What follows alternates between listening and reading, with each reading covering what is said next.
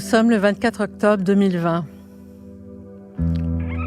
Depuis le 16 octobre, sont diffusés chaque jour un des 8 épisodes de la balado pour en finir avec octobre. Aujourd'hui, Sébastien Ricard, Vanessa Beaupré et moi, nous sommes dans la grande salle vide du Diamant à Québec, en compagnie de Carla, Anthony, Aude, Clara, Jérémy, Thomas, Margot, Eva, Myriam, Clément, Laurent, Clémence, les jeunes étudiants et étudiantes de 2e année du conservatoire, avec qui nous avons préparé cet épilogue, partageant nos connaissances, nos réflexions, nos interrogations. Ils et elles seront demain des artistes et ce partage est précieux. Vous entendrez leur point de vue personnel et leur voix d'interprète, ainsi que celle de Jacques Leblanc et de Robert Lepage, au service de mots anonymes, de paroles d'incarcérés ou de personnalités politiques. L'équipe de la Scène nationale du son nous accompagne au son et à la réalisation. Être réunis ici, aujourd'hui, est un miracle dans un moment comme celui-ci où les lieux de culture sont cadenassés. C'est pourquoi il nous paraissait vital de créer un épilogue qui prend la forme d'une émission de radio captée et retransmise en direct sur tout le territoire québécois. D'autant plus vital que la crise d'octobre concernait, effectivement, il y a 50 ans, tout le Québec. Gouvernement du Québec, le premier ministre Robert Bourassa. Québec, le 16 octobre 1970. Monsieur le premier ministre Trudeau, au cours des derniers jours, la population du Québec a été bouleversée par les enlèvements de Monsieur James Richard Cross, représentant du gouvernement britannique à Montréal, et de l'honorable Pierre Laporte, ministre du Travail et de la Main-d'œuvre et ministre de l'Immigration du Québec, ainsi que par les menaces proférées contre la sécurité de l'État et des personnes dans des communiqués émis par le Front de libération du Québec ou en son nom, et enfin par l'ensemble des circonstances reliées à ces événements. Après consultation des autorités directement responsables de l'administration de la justice au Québec, le gouvernement du Québec est convaincu que la loi, dans son état actuel, ne permet pas de répondre d'une façon satisfaisante à cette situation. Dans les circonstances, au nom du gouvernement du Québec, je demande que des pouvoirs d'urgence soient prévus le plus tôt possible, permettant de prendre des mesures plus efficaces. Je demande en particulier que ces pouvoirs comprennent l'autorité d'arrêter et de détenir les personnes que le procureur général du Québec estime, pour des motifs raisonnables, être dédiées au renversement du gouvernement par la violence et des moyens illégaux. Selon l'information que nous possédons et qui vous est accessible, nous faisons face à un effort concerté pour intimider et renverser le gouvernement et les institutions démocratiques de cette province par la commission planifiée et systématique d'actes illégaux, y compris l'insurrection. Il est clair que les individus engagés dans cet effort concerté rejettent totalement le principe de la liberté dans le respect du droit. Le gouvernement du Québec est convaincu de la nécessité de tels pouvoirs pour faire face à la crise actuelle. Non seulement 2 hommes complètement innocents sont menacés d'assassinat, mais encore nous faisons face à une tentative de destruction de l'ordre social par une minorité ayant recours à la commission d'actes criminels. Ce sont des considérations qui amènent notre gouvernement à faire cette demande. Le gouvernement est confiant que par le recours à de tels pouvoirs, il pourra sans délai mettre un frein à l'intimidation et à la terreur et assurer à tous les citoyens la paix et la sécurité. Veuillez accepter, Monsieur le Premier ministre, l'expression de mes sentiments les meilleurs. Robert Bourassa. Quelqu'un avait dû calomnier Sébastien R, car sans avoir rien fait de mal, il fut arrêté un matin.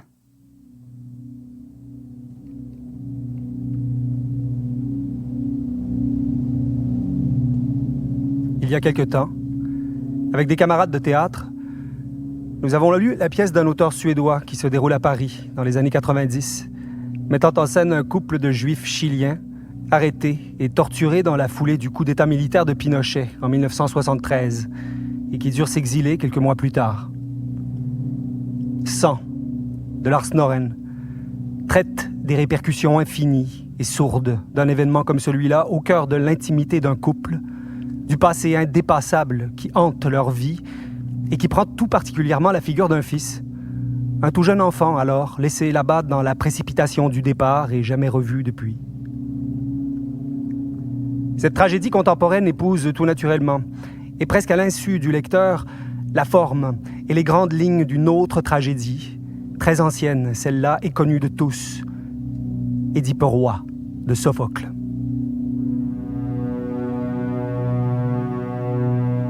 Comme chez Sophocle, l'aveuglement et l'oubli qui aident à survivre au traumatisme sont les thèmes de prédilection de la pièce de Norin. Les personnages ne veulent plus voir ce qui crève les yeux, et malgré les apparences d'une vie calquée sur la bourgeoisie intellectuelle, se meurent à petit feu, dévitalisés et fantomatiques.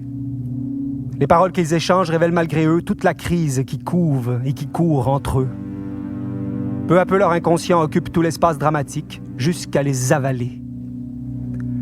Le choc du réveil sera brutal et sans retour.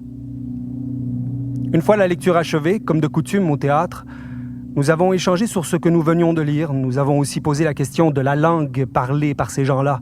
Je veux dire, si nous transposions l'action ici, à Québec. Ce qui n'est pas invraisemblable, beaucoup de Chiliens sont venus s'installer au Québec après le coup d'État de 1973.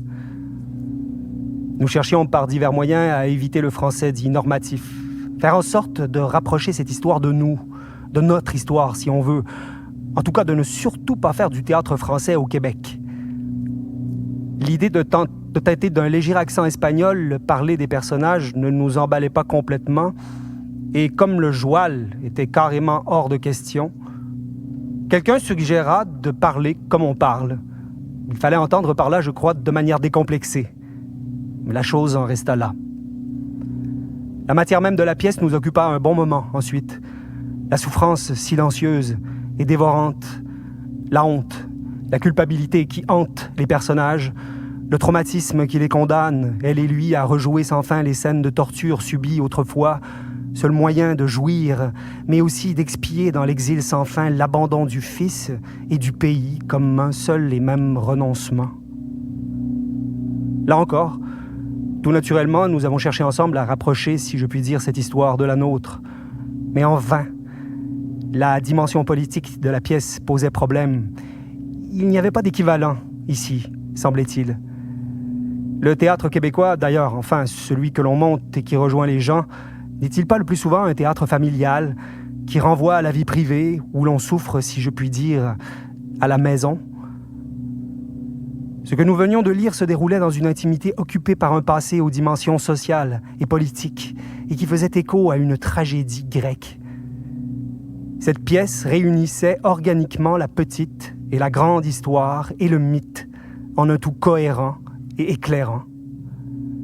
La metteur en scène, Rosa, une grande amie, suggéra que peut-être la crise d'octobre au Québec pouvait se rapprocher des thèmes dramatiques de sang, rappelant les grandes lignes des événements d'octobre, les enlèvements, la loi des mesures de guerre, l'omniprésence du jour au lendemain de l'armée, les arrestations massives et sans mandat.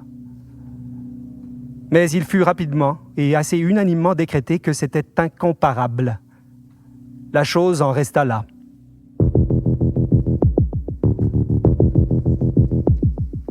Le seul souvenir que je garde d'octobre 70, je suis en première année et soudain la directrice s'adresse à toute l'école par l'interphone et nous demande de nous lever afin d'observer une minute de silence pour Monsieur Laporte dont c'est le jour des funérailles. Je me souviens qu'il y avait de grandes discussions à la maison avec mes parents, qui se sentaient dépassés, et mes sœurs qui étaient professeurs et qui s'impliquaient dans les mouvements syndicaux et politiques. Je trouvais ça passionnant. Je me souviens des boîtes aux lettres qui explosaient, des enlèvements. On en entendait parler à la télévision. Non, je me souviens de rien. Je me souviens, oui, que la GRC est venue nous réveiller en pleine nuit pour arrêter mon conjoint. Non, j'étais pas née, moi. J'étais enfant et je me souviens d'avoir vu passer sur la 138 un défilé interminable de camions de l'armée de la base de Valcartier qui se dirigeait vers Montréal. Oui, je me souviens. J'étais dans un petit casse-croûte avec mon frère Gaston. On jouait aux machines à boules. Ils ont annoncé l'enlèvement de Pierre Laporte sur la petite télévision. Je me souviens, c'est l'Halloween. Au bout de la rue habite le député fédéral, M. Trudel. Devant sa maison, un soldat fait le guet. Il est impassible, mais tout de même impressionnant. On lui demande s'il passe l'Halloween lui aussi. On rit, puis on part en courant. Il reste impassible. Est-ce qu'à 8 ans, on intègre déjà la peur de mourir?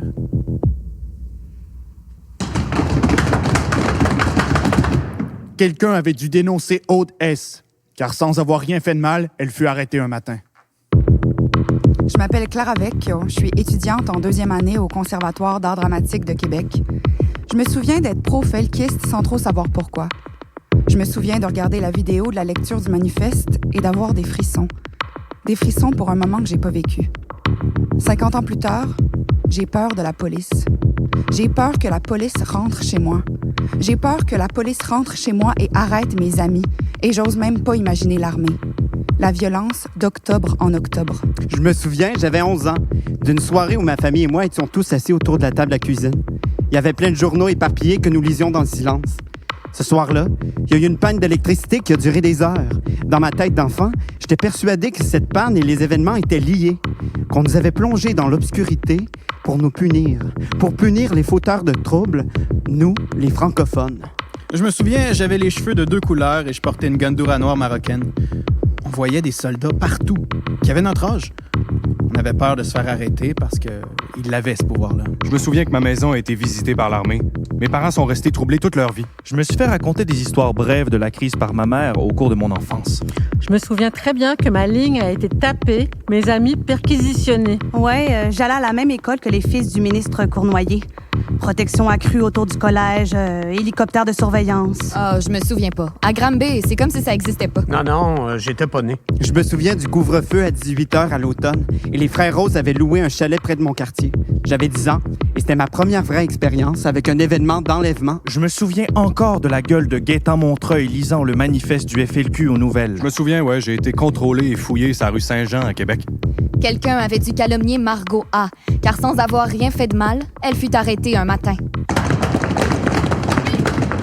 Oui, qu'est-ce qu'il y a? Vous êtes Margot A? Oui. Ah ouais, gros, et toi, puis viens avec nous autres. Mais voyons, mais pourquoi?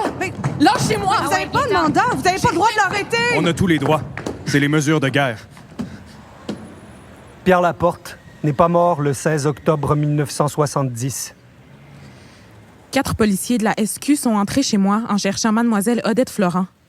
Ils ont saisi des papiers syndicaux, 2 dactylos et 2 sabres datant de la guerre 1914. J'ai été détenue 10 jours à Partenay Beach, sans qu'aucune accusation ne soit portée sur le FLQ. Mes 2 interrogatoires ont porté sur les relations de la Fédération de la construction avec les autres organismes de la CSN et des conséquences de la désaffiliation de notre syndicat. Mon arrestation est reliée directement à la campagne électorale de Montréal. J'étais l'un des principaux organisateurs du FRAP dans Rosemont. C'était l'un des quartiers où nous avions une chance de remporter la victoire. C'est une véritable ingérence politique des autorités municipales dans les élections pour boycotter toute forme d'opposition à l'hôtel de ville. Comme par hasard, j'ai été relâchée le soir même des élections, dimanche le 25 octobre, 18h30. Florent Odette. Florent Odette avait à peine 25 ans. Il fait partie des centaines de personnes qui, en quelques jours, ont été incarcérées, suspectées d'appartenir au FLQ en 1970. Le 5 octobre 1970. Enlèvement du diplomate anglais en poste à Montréal, James Richard Cross, par le Front de libération du Québec. Le 8 octobre. Le manifeste du FLQ est lu à la télévision de Radio-Canada par Gaétan Montreuil, puis publié le 9 octobre dans les principaux journaux du Québec. Le 10 octobre. Le ministre de la Justice du Québec, Jérôme Choquette, annonce son refus de négocier davantage avec les révolutionnaires. Le 10 octobre. Pierre Laporte, vice-premier ministre du Québec, est enlevé devant chez lui. Le 11 octobre. Robert Bourassa, premier ministre du Québec, annonce son intention de négocier la libération des prisonniers politiques, les felkistes emprisonnés dans les années 60, en échange de James Richard Cross. Le 11 octobre. Le gouvernement Bourassa fait arrêter pour entrave à la justice l'avocat Robert Lemieux, désigné par le FLQ pour négocier en son nom. Le 12 octobre. Des soldats canadiens sont dépêchés à Ottawa pour assurer la protection de diverses personnalités politiques et de certains édifices fédéraux. Le 13 octobre. Dans une entrevue en anglais accordée juste avant de pénétrer au Parlement canadien, Pierre Elliott Trudeau laisse entendre que rien ne l'arrêtera dans sa volonté de protéger l'État de droit. How far would you go? Lui demande un journaliste. Just watch me! Répond-il. Le 13 octobre. L'avocat Robert Lemieux est remis en liberté pour négocier au nom du FLQ. Le 14 octobre. Est publiée dans le Devoir une lettre signée par un groupe de 16 personnalités publiques du Québec, présidée par René Lévesque, chef du Parti québécois.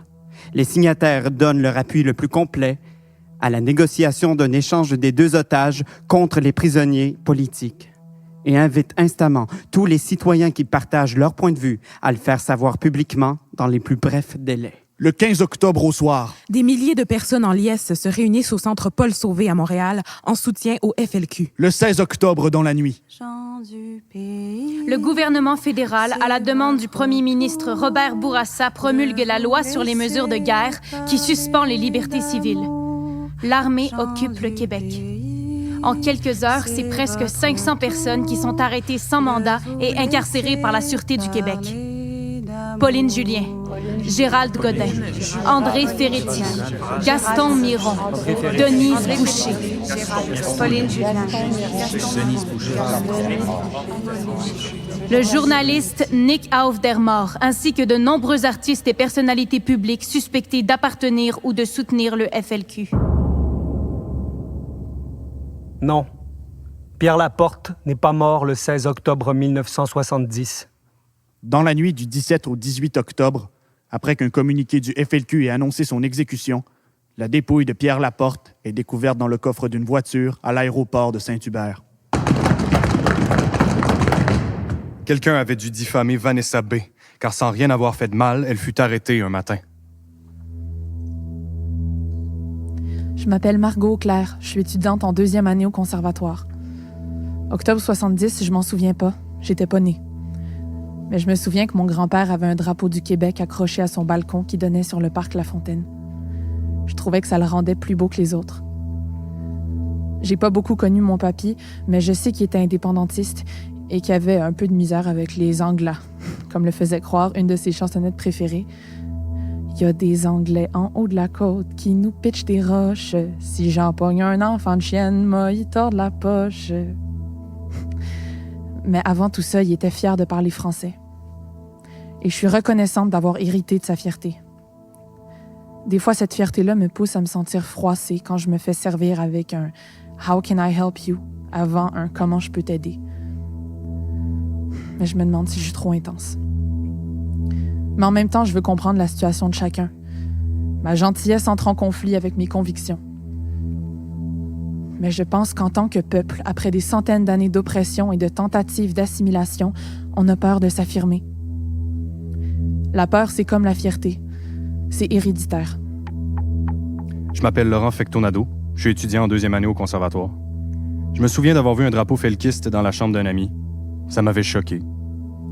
Quand t'absorbes le discours ambiant et l'histoire enseignée, toujours biaisée, les felkistes, ça devient des dangereux.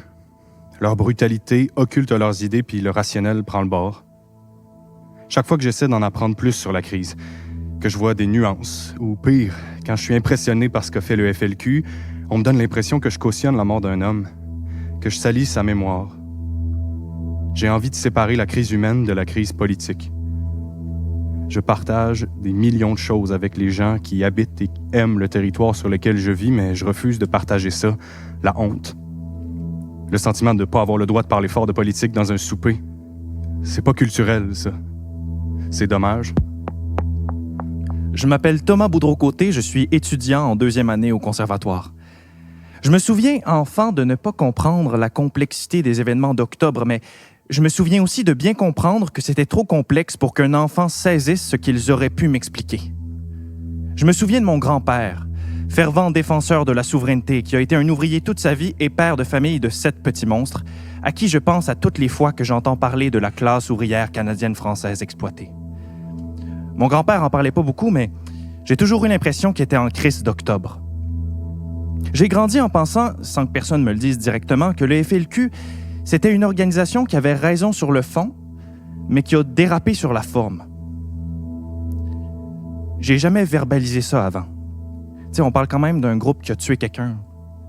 J'ai toujours trouvé ça touché de me sentir ambivalent. Je m'appelle Clément Desbiens, je suis étudiant en 2e année du conservatoire. Je me souviens d'une phrase dans le manifeste du FLQ. Les braves travailleurs de Cabano que l'on a tenté de fourrer. Cabano, c'est mon petit village de 3000 habitants, situé tout près du Nouveau-Brunswick et des lignes américaines. Pas longtemps avant les événements d'octobre 70, Irving, une compagnie anglophone, est venue s'installer dans la région pour l'exploitation forestière, promettant bonheur et prospérité. Une belle menterie. Les habitants ont mis sur pied clandestinement un comité de survivance qui faisait des barrages routiers avec des pitounes, brûler des cordes de bois et sauter des ponts qui appartenaient à la compagnie. Encore à ce jour, Irving ne veut plus mettre les pieds au Témiscouata. Quand je prends le temps de m'en souvenir, je suis fier de mes ancêtres.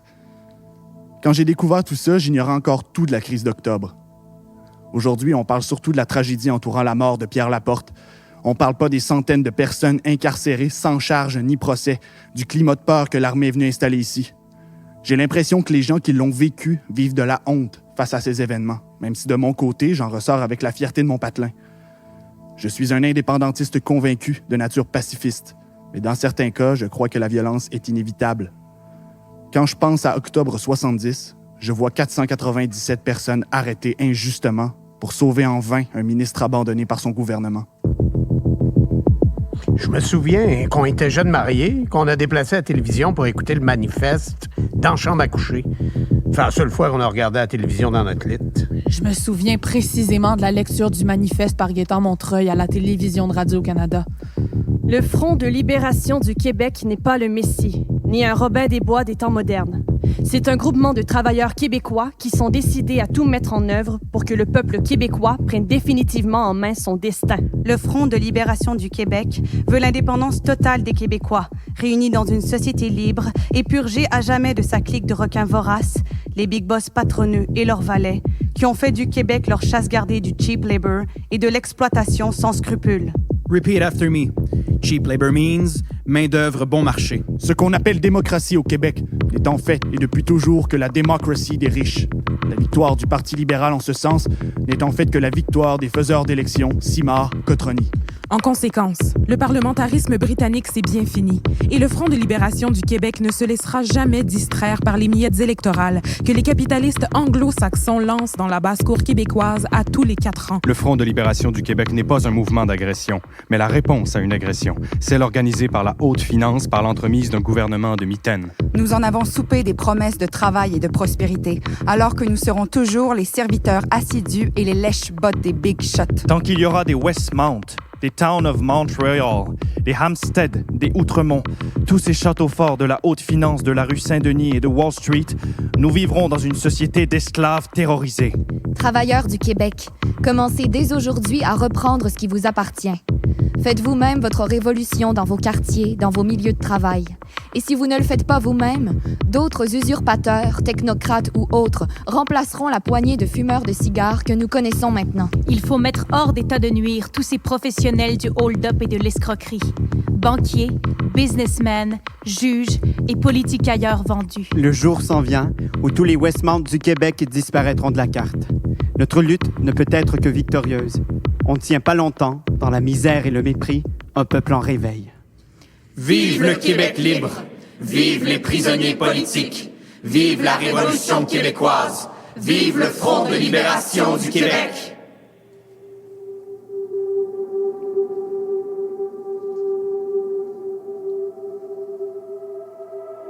C'était le 7 octobre 1970. Nous étions sur le chemin du retour, passé New York, dans les environs de Burlington.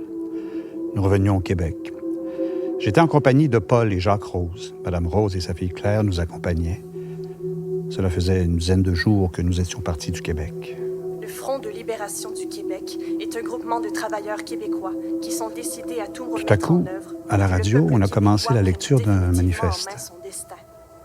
Le Front de libération du Québec, Nous nous sommes stationnés en bordure de la route. Réunis dans une société Nous écoutions. Nous en avons soupé. Personne ne disait un mot. Également, d'un gouvernement de mitaines qui fait 1001 acrobaties pour charmer les millionnaires anglais. Nous savions le texte par cœur. Nous avions participé à sa rédaction. Pendant des heures, nous en avions discuté chaque mot, chaque virgule, chaque phrase. C'était notre manifeste. Mais en même temps, d'en entendre la lecture à la radio, il cessait de nous appartenir. Tu avais la sensation que chaque phrase, à mesure qu'elle était dite, c'était d'être uniquement à toi. Peut-être à cause de l'endroit où nous étions, de la voix du journaliste, de ce que voulait dire pour nous ce texte. Le moment était prenant. Personne ne parlait. Personne ne pouvait parler. Vive le Québec libre. Vive les prisonniers politiques. Quelqu'un avait dû dénoncer Brigitte H., car sans avoir rien fait de mal, elle fut arrêtée un matin. C'est aujourd'hui le 16 octobre 1970. La liberté n'est plus qu'un état d'âme. La révolte aussi. L'armée est entrée au Québec. Le Québec entre en silence. André Ferretti.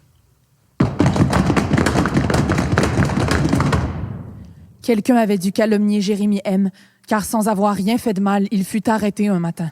Je m'appelle Eva Daou, je suis étudiante en 2e année au conservatoire.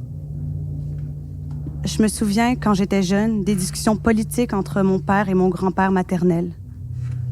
L'un vote en bleu, l'autre vote en rouge, et pourtant, je n'ai jamais entendu l'un ou l'autre voter rose. J'ai pas cherché plus loin. Puis je me suis rendu compte que mon père était dans la vingtaine durant les événements. Ça m'a choqué qu'il m'en ait jamais parlé. Il m'a répondu « parce que les gens voulaient surtout oublier ». Les gens voulaient oublier. Mais moi, j'ai pas le goût d'oublier. Puis je pense qu'aujourd'hui, il se passe des choses, des atrocités ici, au Québec, que les gens ont choisi d'ignorer. J'ai peur. J'ai peur, ouais. Je nous souhaite d'arrêter de fermer les yeux. Je nous le souhaite vraiment. Malgré le doute, malgré la peur d'une violence, une violence politique, une violence citoyenne, ma propre violence aussi. Celle qui prend racine dans l'indignation, puis l'épouvante. Ouais. Je pense qu'il est temps qu'on fasse aérer nos cabanes. Je m'appelle Clémence Lavallée, je suis étudiante en 2e année au conservatoire. Je me souviens d'être passée en voiture sur le pont Pierre-Laporte avec mes parents quand j'étais jeune, puis d'avoir demandé c'était qui Pierre Laporte. Je me souviens plus ou moins de la réponse reçue, mais ce que j'ai retenu en gros, c'est qu'un ministre avait été assassiné par des terroristes, puis que ça s'était passé pendant une période bien sombre de notre histoire. Plus tard, à travers des chansons, à travers des films, des écrits, des rencontres, j'ai compris que le Québec avait été marqué par un conflit bien plus complexe. Éventuellement, et beaucoup trop tard, j'ai appris le nombre de gens qui avaient été emprisonnés complètement injustement à cause d'une loi dont j'apprenais aussi l'existence, celle sur les mesures de guerre. Et né alors et vit toujours en moi, au creux de mon ventre, un profond sentiment d'injustice. Une peur aussi, liée aux abus trop souvent répétés et inévitablement toujours violents des institutions en position de pouvoir. J'ai l'impression que le FLQ a été étiqueté terroriste sans plus de débat, amenant avec lui dans sa boîte scellée tout ce qui appartient à la lutte indépendantiste et que ce terme est associé directement à celui de radicalisation, tous deux entachés d'une connotation extrêmement négative. Je suis terrifiée à l'idée que cette crise ait eu lieu pour rien. Qu'une erreur si grosse ait été commise sans que rien ni personne n'ait appris de cette erreur. Il n'y a rien que j'aimerais plus que d'être capable de dire sans hésiter « ça arrivera plus.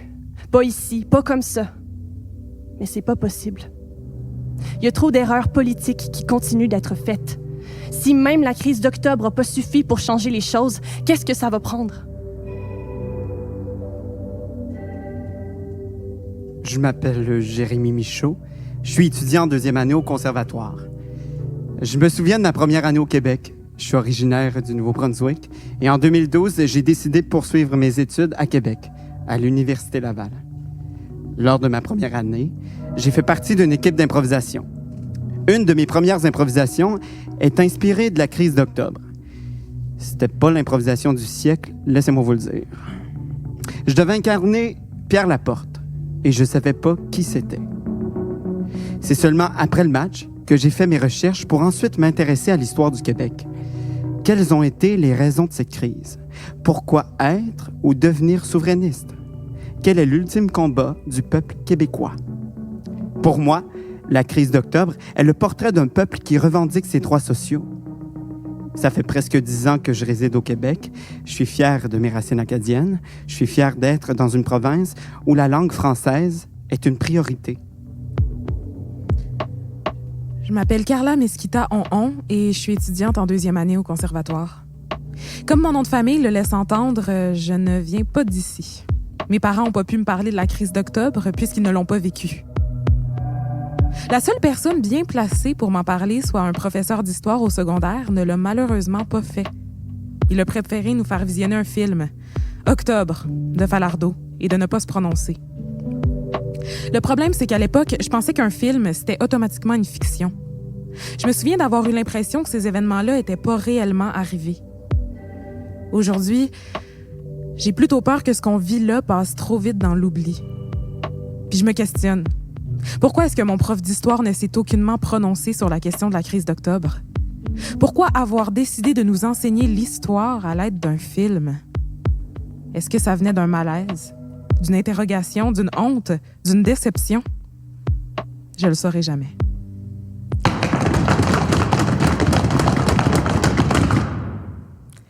Quelqu'un avait dû calomnier Julien M., Pierre-Antoine L. et François L., car sans qu'ils n'aient rien fait de mal, ils furent arrêtés un matin. Jocelyne Robert, autrice et sexologue. Pourquoi avoir attendu 50 ans? Pourquoi maintenant? Parce que je viens de me rendre compte que je vieillis et que soudain j'ai peur de plus me souvenir, d'oublier l'inoubliable. La crise d'octobre est connue comme une injure historique à l'égard d'un peuple. Par contre, les centaines d'inconnus, rêveurs, poètes et idéalistes qu'on a malmenés et dont on a bafoué les droits, on peut ou pas raconter leur crise d'octobre personnelle. Leur histoire est un trou noir. Et aussi parce que je vois une analogie entre les victimes de cet égarement d'État et les victimes de viol. Elles se sentent souillées et finissent par se croire coupables d'avoir provoqué en étant des esprits libres. 17 octobre 1970. Hier, Pierre Elliott Trudeau, premier ministre du Canada, a promulgué la loi sur les mesures de guerre. Évaporés, disparus soudainement dans les limbes nos droits et libertés. Des milliers de soldats partout dans les rues. Devant ma porte, rue Holt à Rosemont, tout est gris. Le ciel, la chaussée, les gens, les habits des soldats, leurs chars, leurs armes à l'épaule. Mon père vient de quitter l'hôpital, chirurgie majeure à l'estomac. Il dort dans sa chambre. Ma mère se berce dans la cuisine tout près de la porte. Ils sont dans la soixantaine tous les deux. En 1970, on est vieux à 60 ans. Je suis une jeune mariée. Avec D, mon mari, nous vivons depuis peu avec mes parents dans cette grande maison de famille. D travaille comme animateur social pour la Compagnie des jeunes Canadiens. Moi, j'étais monitrice en éducation physique jusqu'à ce qu'on me remercie il y a quelques mois parce que je grossissais. Je n'avais plus le physique de l'emploi. Ma mère nous a offert de partager leur maison, sans frais, le temps pour notre jeune famille de se faire une petite santé économique. Nous occupons donc les 2 pièces de la partie est de la maison. Mes parents, les 2 pièces du côté ouest. Entre les deux, un long couloir et une vaste cuisine qui sert de lieu de rencontre, de repas communautaires, de parties de cartes. Nous sommes heureux. Vers 21h, on frappe à grands coups à la porte. D va ouvrir. Je ne sais plus combien ils sont, 4 ou 5, je crois, à entrer brutalement. Ils viennent perquisitionner et n'ont pas besoin de mandat, nous rappelle-t-il. Ils fouillent notre petit salon, jettent par terre des livres de la bibliothèque, sondent les pochettes de disques, renversent les tiroirs. Seul le petit coin du bébé à naître n'est pas violé par les intrus. Je les prie de faire moins de bruit, leur explique que mon père dort à l'autre bout de la maison. Ils foncent dans le couloir, se précipitent sans préavis dans la chambre du malade. L'un d'eux pointe son arme sur la tête de mon père, pendant que l'autre l'éclaire en plein visage avec sa lampe de poche. Mon paternel émerge à moitié, gémissant et hagard. « Mais que faites-vous? Vous voulez le tuer? Vous sortez tout droit de l'enfer !» s'interpose bravement ma mère. Puis il dévale à grand bruit l'escalier de la cave où ils mettent sans dessus-dessous la salle de lavage et la grande pièce de rangement. Il remonte et claque la porte extérieure sans un mot d'excuse. Comme si de rien n'était. 19 octobre 1970. Nous avons passé la journée d'hier à tout remettre en place dans la maison. Lentement, comme des zombies. Dans mon ventre, bébé pioche de détresse. Je finis par m'assoupir lorsque la sonnette retentit en même temps qu'on cogne vigoureusement dans la porte. Je peux pas croire qu'on nous envahit à nouveau. Ils sont 4, 2 qui montent la garde, armes à la main, 2 qui scrutent les tiroirs, armoires et étagères, qui ouvrent les livres, froissant les pages, brisant les tranches. Cette fois-ci, l'alcôve de bébé n'est pas épargnée. Leurs mains obscènes glissent entre les draps, les nuisettes, les pyjamas et les petits chaussons. Ils confisquent des objets que nous ne récupérerons jamais. Des livres, des lettres personnelles, des cahiers de notes. Puis ils pillent encore la chambre de mes parents, les armoires de la cuisine, les placards, le garde-manger et revisitent le sous-sol qu'ils passent au peigne fin. Ils nous questionnent. Travail? Connaissons-nous un tel? Ma date prévue d'accouchement? Avons-nous participé à telle ou telle manif? Que savons-nous du FLQ? Pour le reste, même pattern. L'un d'eux se montre plus gentil, me sourit presque, semble me prendre en pitié avec ma robe de nuit dont les boutons ne ferment plus sur mon nombril. 21 octobre 1970. J'ai passé la journée d'hier à remettre encore une fois la maison en ordre. J'ai l'impression que mon ventre est de plus en plus énorme et moi de plus en plus maigre. Dehors, c'est toujours l'état de siège. Tout est gris et désert. L'armée sévit. J'ai bien peu mangé et dormi depuis 5 jours et je suis dans une condition lamentable. Vers 22 heures, je m'écroule, brisée de fatigue, en écoutant en boucle la berceuse de Brahms, « Bonne nuit, cher enfant ». Toute la maisonnée dort enfin du sommeil agité du juste, jusqu'à ce que l'équipe de terroristes légitimes se pointe pour une 3e fois. On frappe, que dis-je, on bûche dans la porte et dans les fenêtres. « Nous avons des ordres !» burgle un énorme policier en poussant la porte sur nous. « Habillez-vous et suivez-nous. » Ma mère s'indigne. « Pour l'amour du ciel, ma fille est enceinte. Laissez-la tranquille. » Sans cœur que vous êtes. « Grouillez-vous !» ordonne un émissaire des mesures de guerre. Je comprends pas. Je pose tout bas des questions en rafale. Serons-nous partis longtemps? Quand serons-nous de retour? Où allons-nous? Pourquoi? Pourquoi nous? Pourquoi moi? Pas de réponse. Attendez, je vais prendre mes vitamines de grossesse. D me tient près de lui. Moi, je tiens mon ventre. Nous sortons, escortés comme des criminels par 4 armoires à glace. Dans l'obscurité, j'entrevois les ombres derrière les stores chez nos voisins terrifiés. Arrivés sur la chaussée, on nous sépare. Un agent tire D vers une voiture, le pousse à l'intérieur. On m'empêche de le suivre. S'il vous plaît, laissez-moi au moins monter avec mon mari. Pourquoi on peut pas rester ensemble? On n'a rien fait. On me fait asseoir à l'arrière d'une autre automobile, encadrée par 2 géants. Je suis complètement dépassée par ce qui est en train de se produire. Où m'emmenez-vous? On vous emmène pour un interrogatoire. Restez calme. On vous fera pas de mal si vous restez calme. Je me retiens de pas hurler. Je le fais pas parce que je crève de peur. Cet individu me demande de rester calme alors qu'ils ont saccagé à 2 reprises notre maison, qu'ils ont flanqué une mitraillette sur la tête d'un vieil homme alité, qui nous arrête sans nul motif, qui nous éloigne l'un de l'autre et nous séquestre et je devrais rester calme. Où est D? Je vais bientôt accoucher, vous pouvez pas m'emmener comme ça.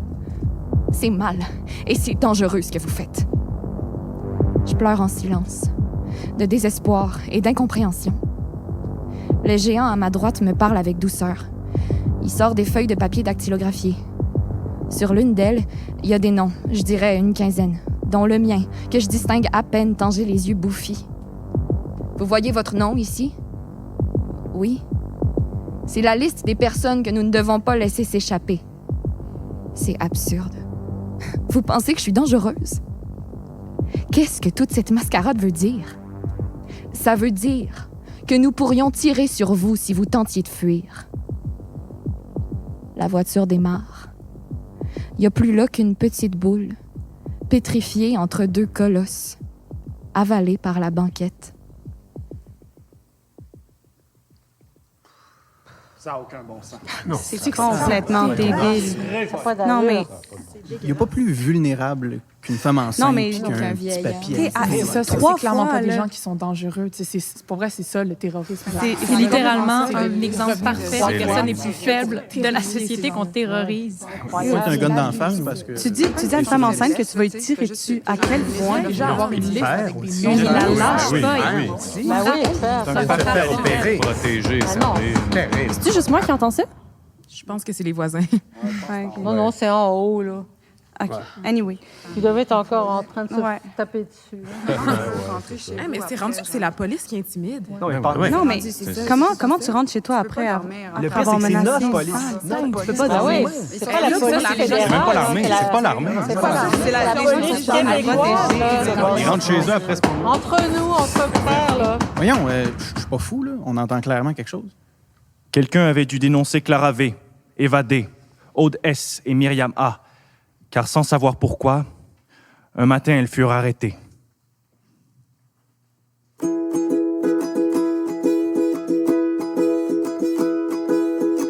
Paranoïaque, rouspette, pipette de hache, ça c'est de la merde. Des coliches, pipette fume pas. Pis moi je m'en crisse, fume ou fume pas, c'est le même problème, moi j'en ai pas. Comprends-tu ça? Comprends-tu ça?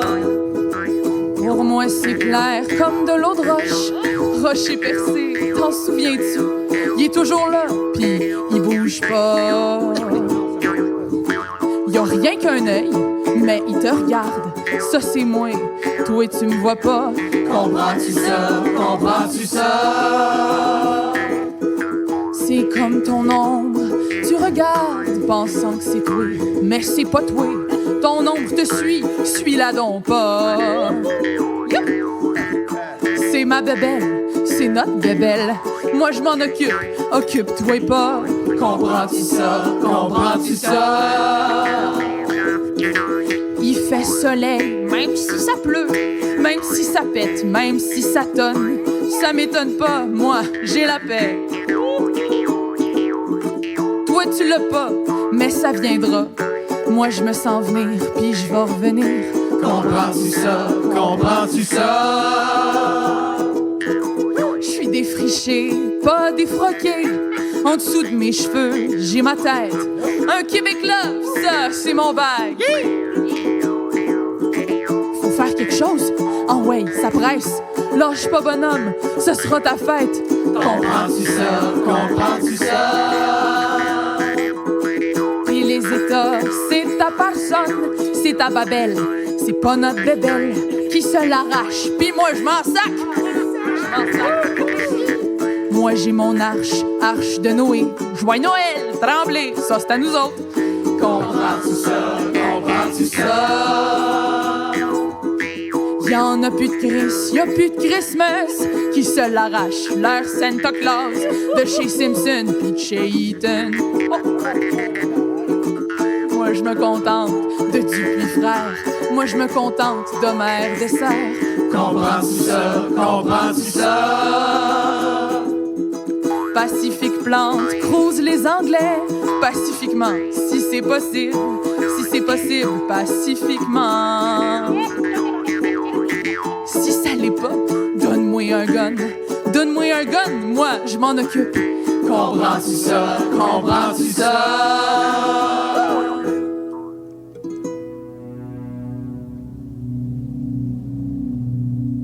Pierre Laporte n'est pas mort le 16 octobre 1970. Nous avons pris l'habitude de le croire pourtant, contre toute logique, pour faire disparaître une autre vérité, invraisemblable et néanmoins indiscutable, l'occupation du territoire québécois par l'armée canadienne le 16 octobre 1970. Occupation.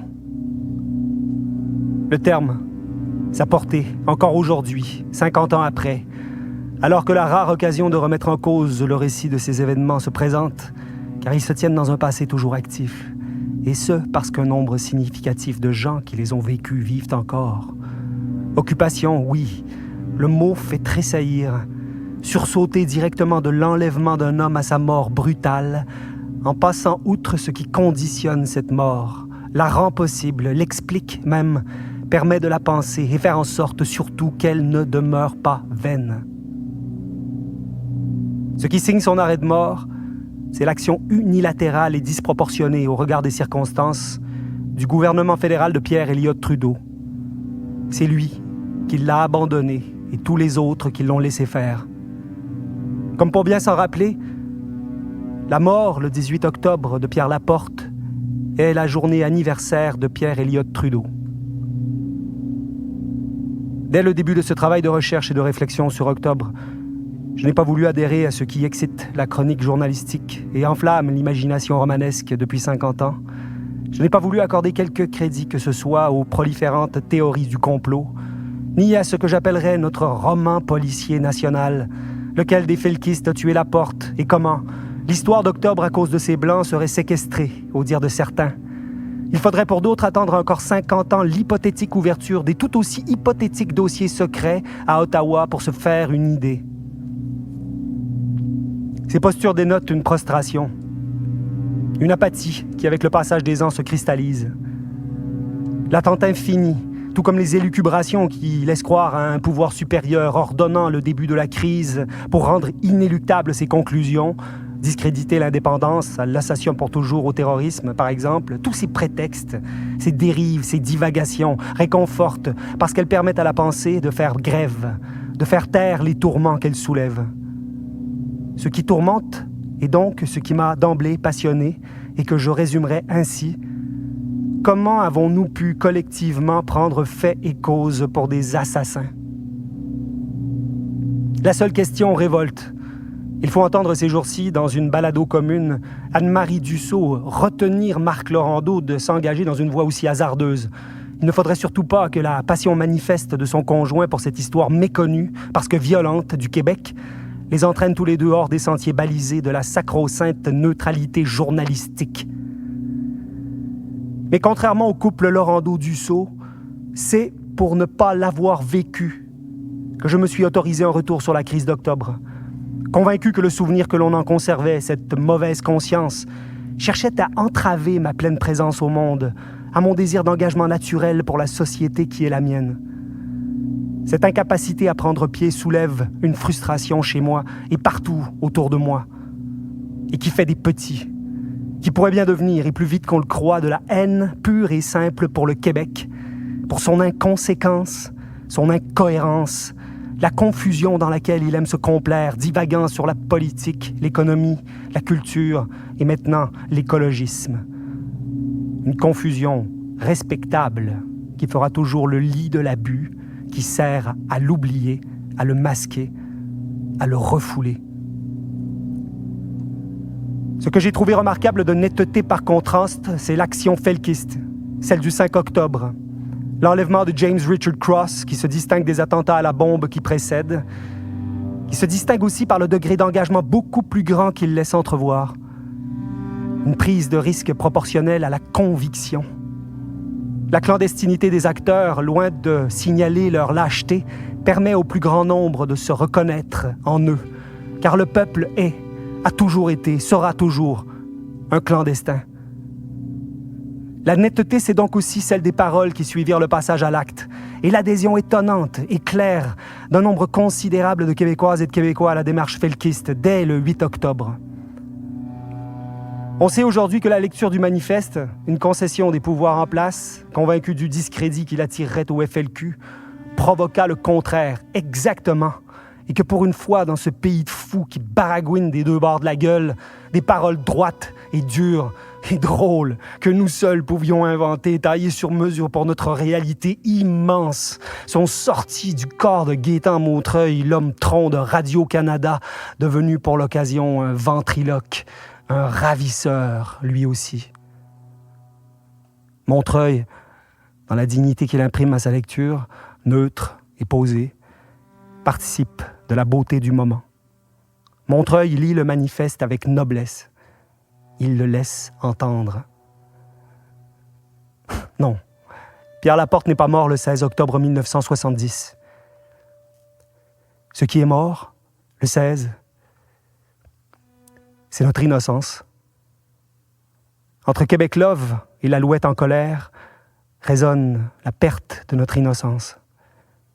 Je ne veux pas d'excuses de personne, ni obtenir réparation de qui que ce soit. Je sais que la perte de notre innocence était et demeure le prix à payer pour ce que nous avons découvert au cours de ces journées essentielles qui précèdent le 16 octobre. Journées épiques où, nous ravissant nous-mêmes, nous nous sommes élevés ensemble à la conscience, car ce n'est pas le fait de naître qui est la vie, mais la conscience.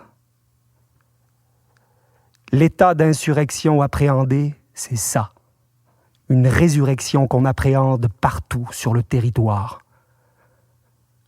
La mort de Pierre Laporte restera vaine si nous l'oublions. Je me souviens.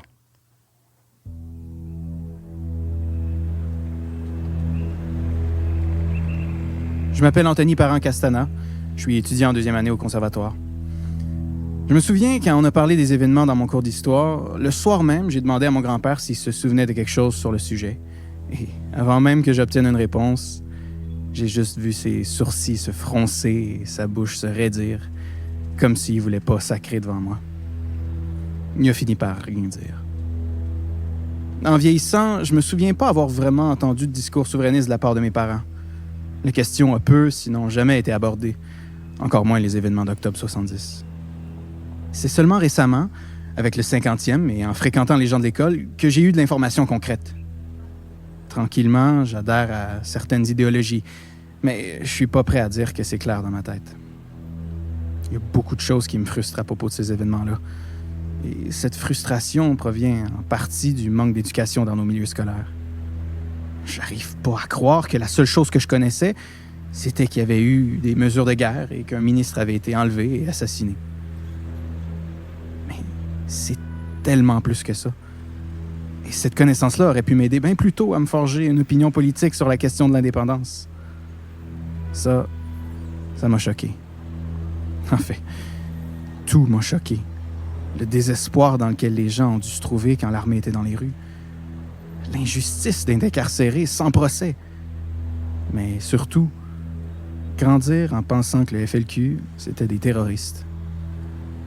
En regardant le documentaire Les Roses, j'ai pu voir plus loin que le simple mouvement politique. Voir les gens en arrière de ça. Leur frustration, leur motivation, leur envie si puissante de créer un pays. Et enfin, comprendre d'où est né le FLQ. Maintenant, je me vois animé par des convictions que j'avais pas avant. Ça fait du bien, tout en faisant mal. Je m'appelle Aude Cépé. Je suis étudiante en deuxième année au conservatoire. Je me souviens de déménager de Suisse au Québec et de trouver tout trop gros, trop intense pour m'y faire une place. Je me souviens de grandir entre l'Ontario et le Québec et de perfectionner mon anglais pour enfouir ma francophonie le plus creux possible. Je me souviens de trouver invraisemblable des bombes dans des boîtes aux lettres, mais de ne pas trouver renversant que l'armée ait pu débarquer en ville.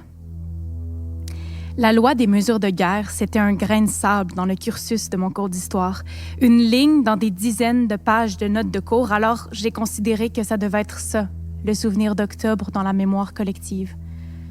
Un grain de sable. J'étais loin de réaliser l'ampleur de la douleur, de l'oppression que vivait la majorité du Québec en 70. J'avais aucune idée de la quantité et de la violence des arrestations d'octobre. Et surtout, ça m'intéressait pas tant que ça, l'histoire du Québec. Évidemment, j'ai fini par changer d'avis. J'ai changé d'avis un peu, beaucoup, passionnément. Et maintenant, je peux être que révoltée. Révoltée à l'idée de me dire que les choses n'ont pas vraiment changé, qu'on a fait semblant que rien s'était passé. À quoi ça sert d'enseigner l'histoire si on la censure? On nous enseigne un point de vue. Le point de vue qu'on entend toujours. Le point de vue des 1% qui oublient comme par hasard les parties de l'histoire qui ne les mettent pas en valeur. À quoi ça sert?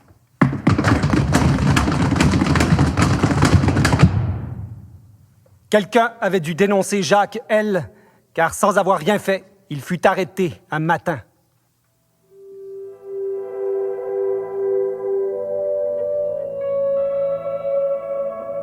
Lettre de Pierre Laporte à sa femme.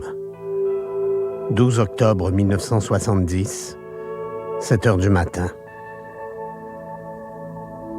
Chérie, je suis bien, en bonne santé.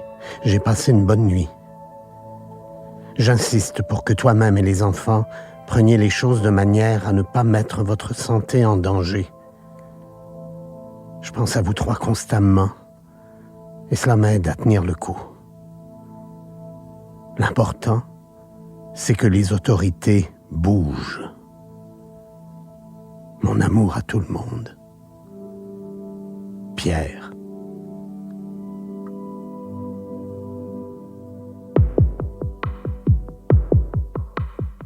Lettre de Laporte à Bourassa, le 11 octobre. Mon cher Robert, j'ai la conviction d'écrire la lettre la plus importante de toute ma vie. Pour le moment, je suis en parfaite santé, je suis bien traité, même avec courtoisie. J'insiste pour que la police cesse toute recherche pour me retrouver.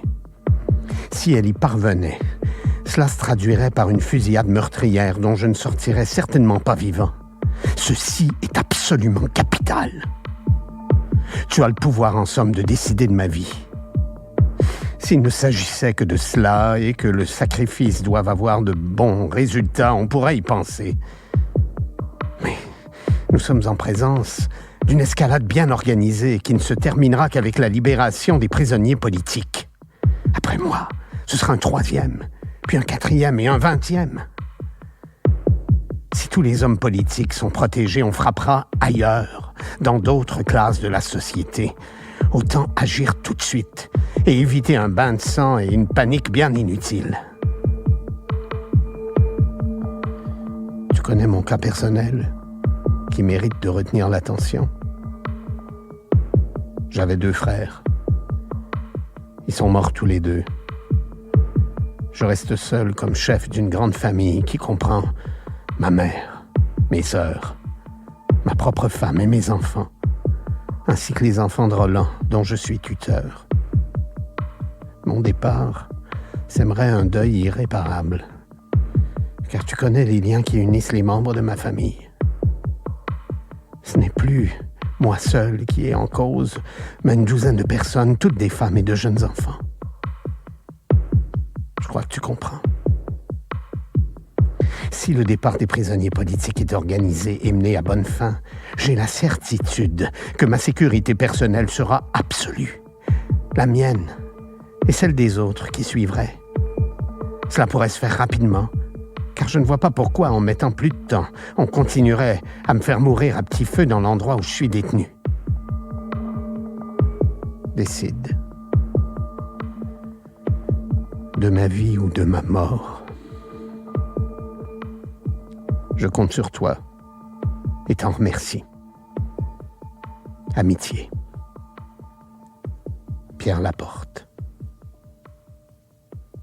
Post-scriptum. Je te répète, fais cesser les recherches et que la police ne s'avise pas de continuer sans que tu le saches. Le succès de cette recherche serait un arrêt de mort pour moi. C'était au mois d'octobre à Saint-Joseph d'Alma. Malgré ma vie est sobre, devrait se finir là. Et peine, adieu ma mère, adieu tous mes parents.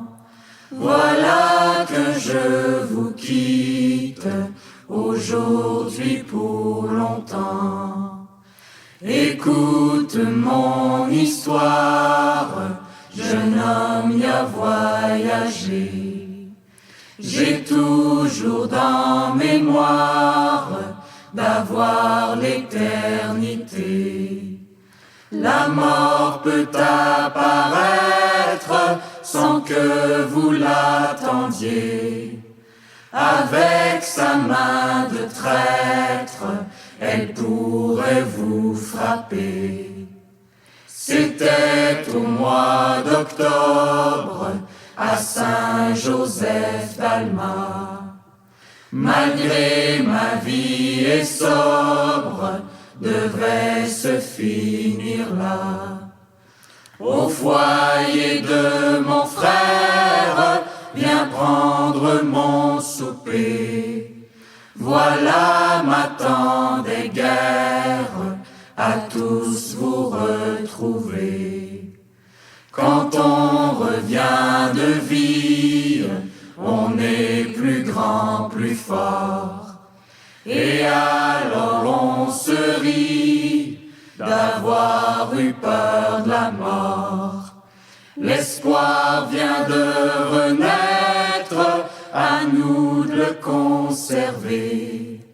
Repousser les faux maîtres, voilà l'éternité.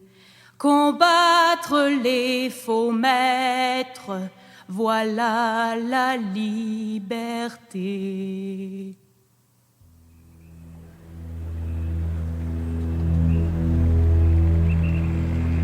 Le pouvoir canadien, avec l'argent de vos taxes, écoute, regarde, lit et compile des dossiers sur chacun de vous.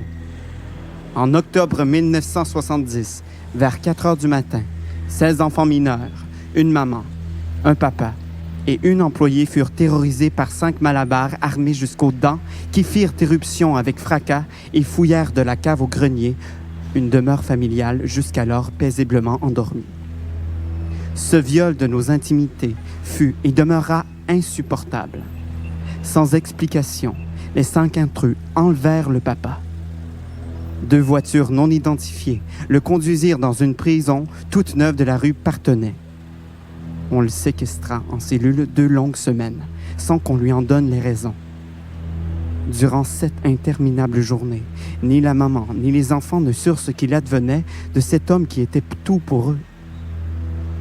Comme une folle, la maman voulait savoir, téléphonait partout, frappait aux portes verrouillées de toutes les prisons.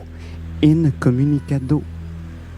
Un soir, sans explication, on libéra le papa. Voilà le Canada démocratique dans lequel vous vivez, chers concitoyens québécois. 73 ans ont sonné à mon horloge et je suis sûr que nous l'aurons, notre démocratique pays québécois-français. Car je sais des jeunes pleins de cœur et de courage qui connaissent l'histoire de notre peuple, les trahisons de nos élites. Alors ceux-là vaincront. Jean-Marie de Silva. J'étais conseiller syndical à Saint-Jérôme le 17 octobre 1970. Revenant chez moi à Saint-Eustache, vers les 4 heures du matin, d'une soirée pour souligner une entente intervenue à la commission scolaire, des policiers m'attendaient. « On t'emmène dans un hôtel de Montréal », me disent-ils. 16 jours à Partenay à se demander ce qu'on pouvait bien me reprocher. Rencontre avec les policiers qui mettent sur la table les objets trouvés sur moi au moment de mon arrestation. C'est pas à moi, ces affaires-là, que je leur ai dit. Erreur sur la personne. On cherchait un dénommé Pierre Marcille et on avait plutôt arrêté Pierre Mercille. J'étais sûr d'être congédié par la CSN, qu'on me prendrait pour un terroriste. Mais non. À ma sortie de Partenay, Marcel Pepin me dit « Retourne travailler, on a besoin de toi. » J'étais content de la CSN. Selon moi, c'est la montée du mouvement souverainiste que Trudeau voulait briser. Pierre Mercille. Je me suis fait arrêter par le téléphone le lendemain d'une descente chez moi où ils ont saisi mon passeport. Comme j'y étais pas, 2 agents de la RCMP m'ont téléphoné à mon bureau sur la rue Stanley. « We'd like to talk to you », m'a-t-on dit. « We'll meet you at the corner of Stanley and Dorchester ». Après un talk de 10 minutes, ils m'ont conduit sur la rue Partenay, où j'ai passé 3 jours avant d'être questionné. They extracted le nom de fille de ma mère qui, le lendemain, a réussi à m'envoyer 2 livres. L'ordinaire de la messe en anglais et en français, pour pratiquer mon français, la biographie de mon saint patron Saint Nicholas et mon chandail des Canadiens. 2 heures après avoir reçu ce matériel, c'est-à-dire 8 heures samedi soir, ils ont été obligés de me laisser aller. Je me suis rendue directement à la taverne pour participer à la meilleure institution culturelle du Québec, la soirée du hockey à la taverne. Nick Aufdermort, journaliste à la Gazette et sur les ondes de CBC. William Tetley justifie le recours à la loi sur les mesures de guerre en octobre 1970 parce que ça chauffait au Québec. Le Devoir, 24 octobre 2003. Il note toutefois que plusieurs parmi les 497 personnes arrêtées n'auraient pas dû l'être. Mais au moins 238 d'entre elles ont porté plainte à l'Ombudsman du Québec et 103 ont pu obtenir une compensation. La loi sur les mesures de guerre m'est tombée dessus le 16 octobre 1970. Réveillée à 4 heures le matin par des policiers en civil qui m'ont montré la photo d'une personne que je ne connaissais pas avant de fouiller l'appartement en vain. J'ai ensuite eu la surprise de me faire jeter en prison sans savoir ce qu'on me cherchait ni ce qu'on me reprochait. Heureusement, Ce jour-là, mon bébé de 20 mois était avec son père en visite chez mes parents à Québec. Je suis restée en prison pendant 9 jours, incommunicado. J'ignorais ce qu'on allait faire de moi, combien de temps j'allais rester emprisonnée, et je pouvais téléphoner ni à un avocat ni à ma famille. On m'a interrogée à 2 reprises, puis remise en liberté sans aucune explication. La seule explication qui me vient à l'esprit pour cette histoire kafkaïenne, c'est qu'ayant participé à quelques manifestations contre la guerre au Vietnam en compagnie de mon mari vietnamien, quelqu'un, quelque part, en avait déduit que ça faisait de moi un dangereux personnage. En ce qui concerne les compensations mentionnées par M. Tetley, tout ce que j'ai pu recevoir, c'est un remboursement pour mon salaire perdu. Environ 200 $. Et rien pour les souffrances morales subies par moi et mes proches. Les Hells sont mieux traités que ça. Claudette Jobin. 20h, le soir du 12 novembre, des policiers rentrent dans mon logement situé rue Rachel. Vêtue d'une robe longue, je me préparais à me rendre à une réception quand le concierge ouvre la porte aux policiers. Ces derniers avaient décidé de m'arrêter parce que mon nom se trouvait dans les carnets d'adresses de personnes arrêtées plus tôt. Pendant leur passage, les policiers m'enlevèrent ma machine à écrire et mes textes écrits qui me seront jamais remis. Je finis par passer 6 jours à la prison de Parthenay et 4 jours à Tanguay, dans le nord de Montréal. À Parthenay, je suis emprisonnée dans l'aile des femmes, où se trouvent déjà André Ferretti, Lise Valsé, Rose Rose, Lise Rose, 2 infirmières et d'autres. On parlait beaucoup entre nous, même si on se voyait pas à cause des murs. Au début, les gardiens faisaient la ronde et nous surveillaient de près. Pour arrêter ça, on fixait leur fermeture éclair pendant qu'ils passaient dans le corridor, de sorte qu'ils ont fini par ne montrer que la tête au bout du corridor. Quand on me demande ce qui me vient à l'esprit quand on mentionne octobre 70, je réponds, sans hésiter, les filles d'octobre. Denise Boucher, écrivaine. Quelqu'un avait dû dénoncer Robert L., car sans qu'il n'ait rien fait de mal, il fut arrêté un matin. Je fus arrêté chez moi vendredi le 16 octobre à 5h30 du matin. Je fus interné pendant 11 jours à Parthenay et relâché mardi le 27. On me questionna 2 fois. La première fois, on se contenta de me poser quelques questions de routine. La deuxième, on voulut savoir si j'avais déjà participé à des manifestations, si j'appartenais à un mouvement politique, si j'étais pour la violence. Pas de sévices. Au contraire, je fus traité avec une grande politesse. Mais on me fit savoir, comme aux autres, qu'on n'était pas pressé et que tu peux rester avec nous un bon bout de temps. J'ai réussi à avoir un avocat le jour de ma sortie. J'ai pas changé d'idée. Et je continuerai à lutter pour la libération du Québec. Yannick Schwitt, étudiant. En octobre 70, j'avais 11 ans et j'observais les chars d'assaut de l'armée canadienne dans ma cour d'école et un mitrailleur assis par terre entouré de sacs de sable pointait sa mitraillette en direction de la rue pour terroriser les passants et les automobilistes. Imaginez la vision d'un petit Québécois à la vue d'une telle scène sous ses yeux. J'allais à la petite école Moncelet à côté d'école Pineuf où la base militaire est installée. Tous les matins, je prenais l'autobus et regardais les photos des felkistes recherchés et les montants offerts en récompense, sans savoir que l'ambassadeur britannique Cross était séquestré dans l'immeuble où je passais sur le terrain tous les jours. Un jour, je suis arrivé à la maison et ma mère me dit que mes 2 frères plus vieux que moi avaient été arrêtés et libérés le lendemain.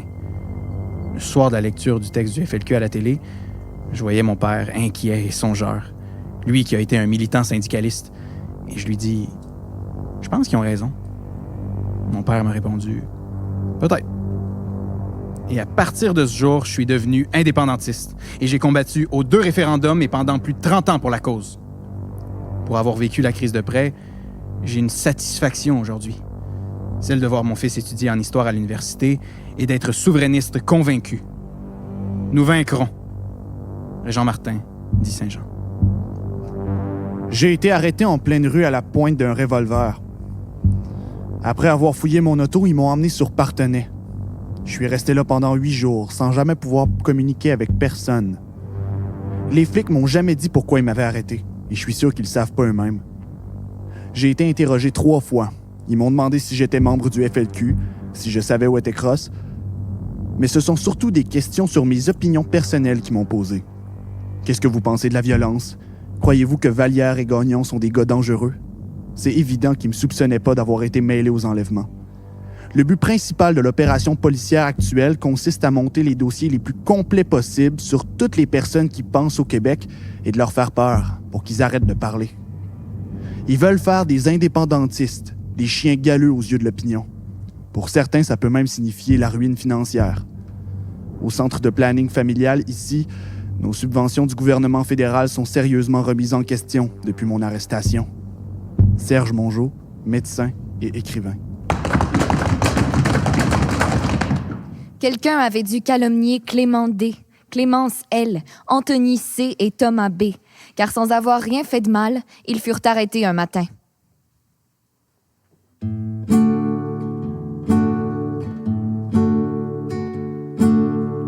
Il flottait dans son pantalon, de là lui venait son surnom, Bozo les culottes.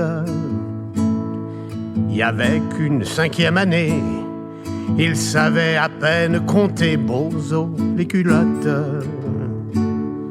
Comme il baragouinait l'anglais, comme gardien de nuit il travaillait, Bozo les culottes. Même s'il était un peu dingue, il avait compris qu'il faut être bilingue, Bozo les culottes. Un jour, quelqu'un lui avait dit qu'on l'exploitait dans son pays, Bozo les culottes. Que les Anglais avaient les bonnes places et qu'ils lui riaient en pleine face, Bozo les culottes. Il a pas cherché à connaître le vrai fond de toute cette affaire, Bozo les culottes. Que son élite et son clergé depuis toujours l'avaient trompé, Bozo les culottes. Il a volé de la dynamite, puis dans un quartier plein d'hypocrites, Bozo les culottes. Il a fait sauter un monument à la mémoire des conquérants, Bozo les culottes. Tout le pays s'est réveillé, et puis la police l'a pogné, Bozo les culottes. On l'a vite entré en dedans, on l'a oublié depuis ce temps, Bozo les culottes. Mais depuis que tu t'es fâché, dans le pays ça a bien changé, Bozo les culottes. Nos politiciens à gogo font les braves, font les pharaons, Bozo les culottes. Ils réclament enfin tes droits, et puis les autres refusent pas, Bozo les culottes. De peur qu'il y en ait d'autres comme toi qui aient le goût de recommencer, Bozo les culottes. Quand tu sortiras de prison, personne voudra savoir ton nom, Bozo les culottes. Quand on est de la race des pionniers, on est fait pour être oublié, Bozo les culottes. Bozo les culottes.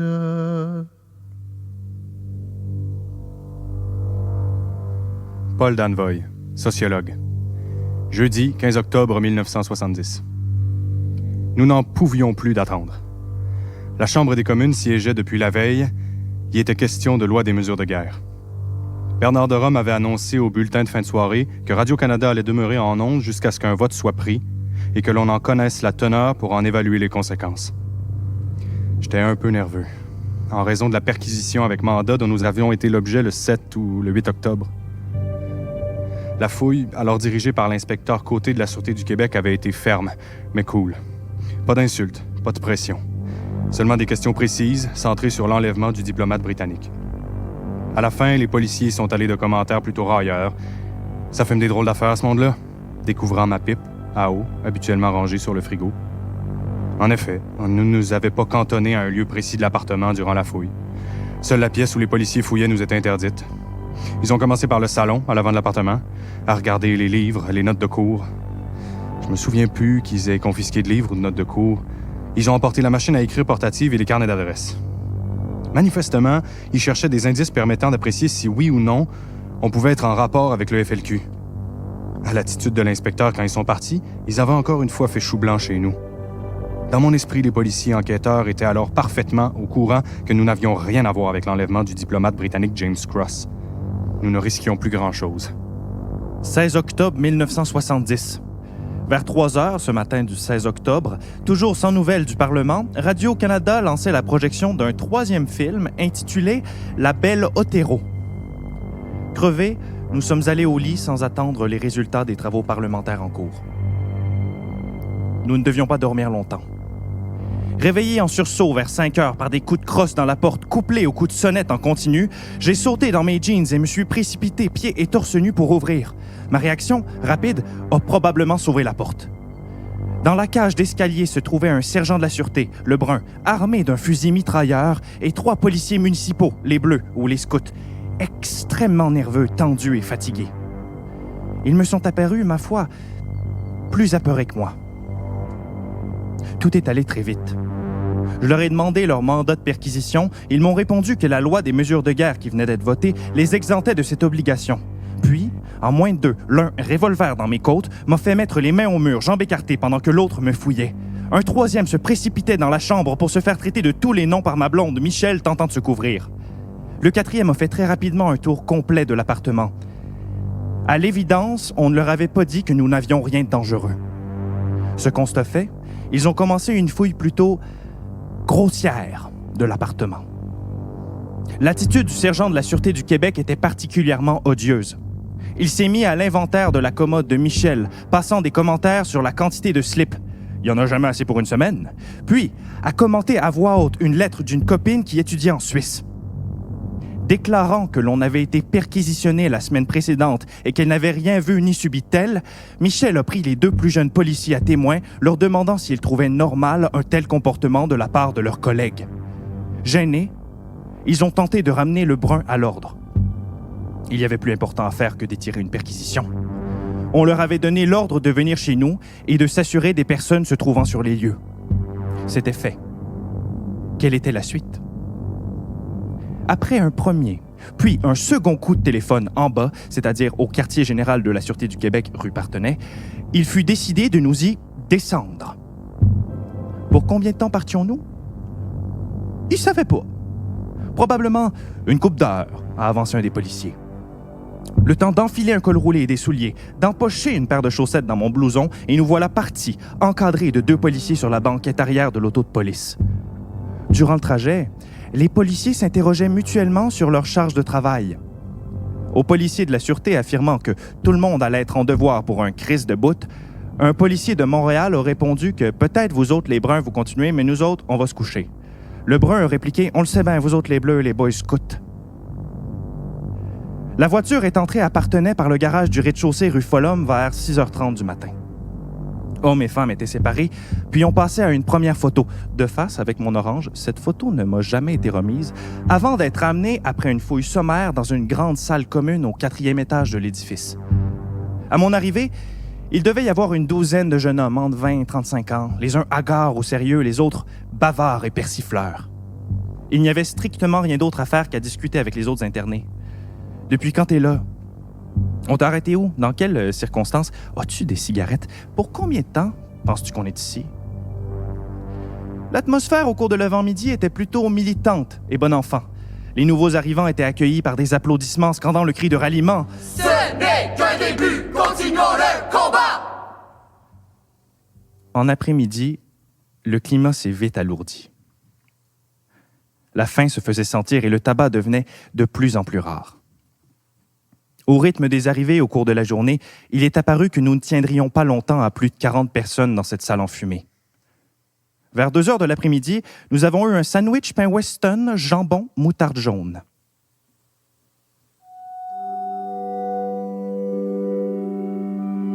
Quatre rangées de barreaux, de jour en jour, me pénètrent plus profond dans la peau de la face. Mais je résiste de tout mon amour rageur. Et du sommet de mon âge, je dévale dans le temps. Mais je dévale dans mon âge goulu de désir. Et rien, pas même cette cage de bêtises, rien ne m'écœure. Je dévale, et j'écume, et j'avance, et je plonge, et je cherche, et je tiens tête, et je ne rêve pas, je vérifie. Je suis en vie, mes calvaires. Rien ne peut m'arrêter sur la pente vivante où je veux vivre. Mon cœur ne pense plus, et j'ai la tête en fleurs. Je suis en amour, et la beauté m'offre raison. Je connais une femme plus jeune que la jeunesse qui m'attend à la porte des saisons. Je connais une fille plus belle à elle seule que toutes les laideurs empoisonnantes qu'on nous invente. Et je boirai l'avenir au creux des mains de ma fine demoiselle. Et je vois l'avenir bleuir doucement à ses poignets.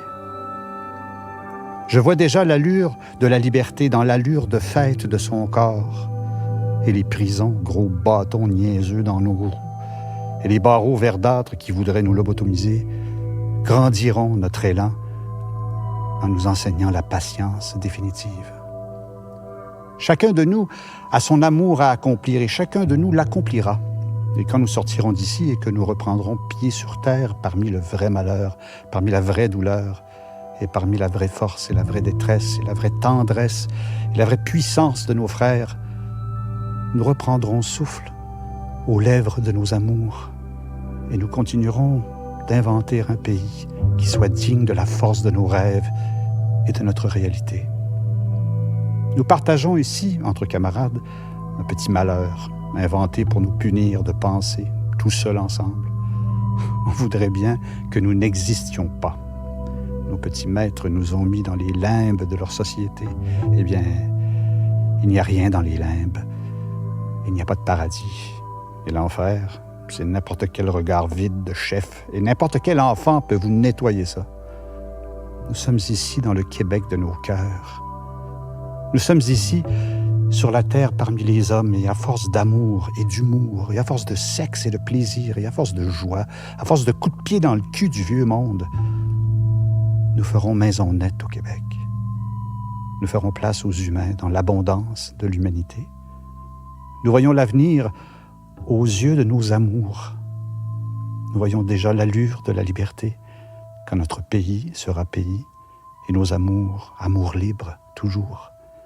Quand cette calice de prison sera poulailler modèle, quand les vendus vendeurs travailleront pour les enfants, quand il n'y aura plus de fripouilles à oxyre, quand nous n'aurons plus qu'à nous aimer en inondant le monde de sirop d'érable. Aile gauche, poème écrit en prison par Michel Carnot. Pierre Laporte n'est pas mort le 16 octobre 1970.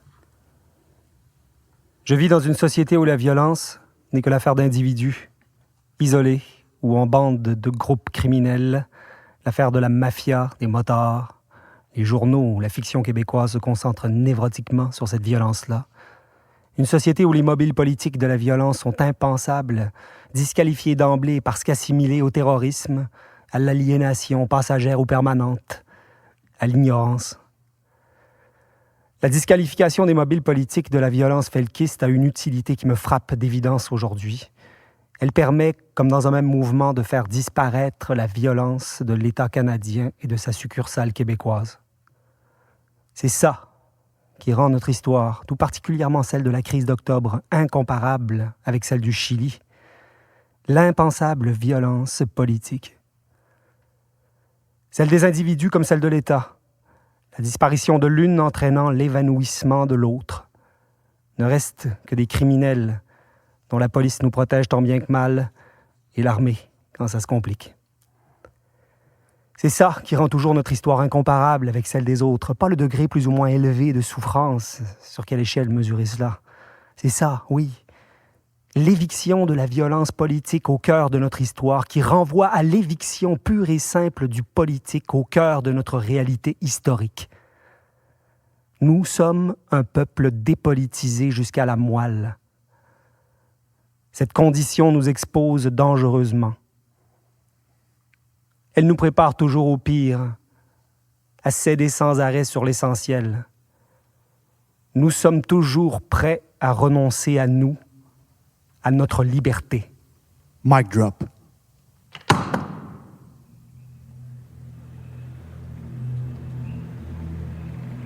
Je m'appelle Myriam Amrouche, je suis étudiante en deuxième année au conservatoire. Je crois honnêtement jamais avoir parlé de la crise avec ma famille. On a immigré quand j'étais encore un bébé, mes parents l'ont pas vécu. Fait que c'est toujours par des sources très extérieures à moi que j'ai appris sur les événements. Je me souviens à peine d'avoir entendu parler d'octobre à l'école. On m'a parlé de bombes, de terroristes, on m'a parlé d'enlèvements, de morts. Mais jamais on m'a parlé d'abus de pouvoir ou d'un désir de révolution qui était aussi fort. Je croyais même pas ça possible ici. Une envie de révolution viscérale. J'avais une seule version de l'histoire. Une version pleine de mépris et de honte. Puis sûrement comme les autres enfants, j'ai entendu davantage que j'ai écouté. Ça sonnait pas important. Mais un jour, on m'en a parlé comme quelque chose d'important. Puis là, j'ai écouté. J'ai écouté, puis j'ai été choquée. Choquée de tous les bords. Puis je suis encore à la recherche d'informations parce qu'on dirait qu'on les a cachées. Puis je sais pas où me mettre. J'en ressors fâchée, avec un sentiment d'impuissance, puis avec de la honte parce qu'on réalise encore que l'humain abuse systématiquement du pouvoir qu'on lui donne. J'ai 22 ans, puis je me trouve aigrie. Puis ça, je trouve ça triste. La vérité, c'est que j'ai peur, sérieux. J'ai peur d'être la victime, ouais, mais à quelque part aussi, j'ai peur d'être le bourreau. Mais surtout, j'ai peur qu'on reste comme ça, qu'on n'ose plus jamais se relever. Quelqu'un avait dû diffamer Carla M, car sans avoir rien fait de mal, elle fut arrêtée un matin. Non, je me souviens pas. Mon père avait 40 ans, 5 ans avant ma naissance. Je crois qu'il m'a jamais dit un mot sur le sujet. Je me souviens de rien de particulier, sinon de mon inquiétude pour un de mes frères. Je me souviens que mon prof à l'UQAM, Jacques Larue-Langlois, a été pour moi le premier témoin direct. J'ai lu ses textes de prison et discuté beaucoup avec lui. J'étais encore d'un gosse à mon père. Je me souviens, oui, très bien. Les soldats sont entrés dans ma maison. Ils étaient 7. Ils ont fouillé dans toutes les pièces sur les 2 étages. Ils ont ouvert tous les tiroirs, probablement pour s'assurer qu'il n'y avait pas d'armes. Ils ont effrayé mon petit garçon de 3 ans qui voulait pas qu'ils entrent dans sa chambre. Ouais, je me souviens, j'ai été suivi pour avoir été dans un party où il y avait des felkistes. Moi, je me souviens que le 5 octobre 70, le diplomate anglais James Richard Cross a été enlevé par le FLQ. Ding dong. Yes. We have a gift for the birthday of Mr. Cross. Is Mr. Cross home right now? How would you describe your kidnapper, Mr. Cross? What type of people were they? It's all so difficult for me to say. I would really like to think about this. They were, obviously, convinced and fervent revolutionaries. J'étais à Rivière-du-Loup et c'était très calme. La seule chose à laquelle je pensais, c'était de calomnier le directeur de mon école. Oui, je me souviens. Il est impossible de faire confiance au Canada quand il s'agit de l'avenir du Québec. Non, j'étais pas né. Oh, je me souviens. J'avais 5 ans et la présence militaire me terrifiait. Quelqu'un avait dû calomnier Laurent F., car sans avoir rien fait de mal, il fut arrêté un matin. J'avais 12 ans en 1970. J'habitais dans Rosemont avec mes parents et il y avait un soldat de l'armée canadienne qui était posté en permanence devant la boîte aux lettres au coin de ma rue. Je me souviens, je croisais le soldat qui était très jeune et armé tous les jours pour me rendre à l'école. Je me souviens du sentiment d'angoisse à voir passer les chars d'assaut. J'étais étudiant à l'Université d'Ottawa, je m'en souviens. L'atmosphère dans les cours était survoltée. À Ottawa, l'armée était omniprésente. Chez nous, le silence était de mise au moment des nouvelles et du téléjournal télévisé.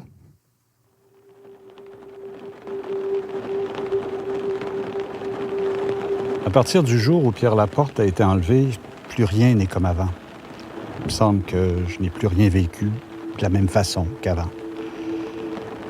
Et je ne me sens pas capable de parler, d'expliquer les choses de la même façon. Bien sûr, tout ce que nous avons vécu ensemble durant des années, tous les gestes que nous avons posés dans le FLQ sont des gestes humains. Je les ai faits avec des êtres humains, j'avais des réactions humaines. Mais jamais cela n'a eu l'intensité de ce que j'ai vécu à partir de l'enlèvement.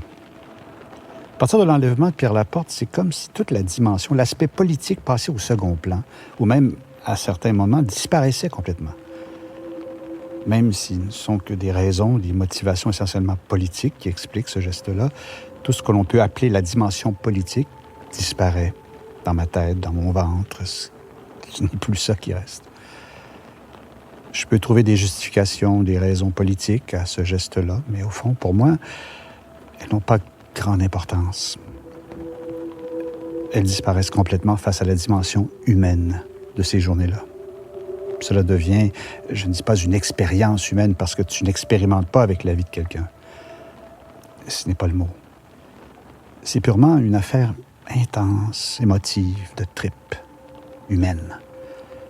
Je me sens pas capable de parler de ça en termes politiques, mais uniquement en termes humains.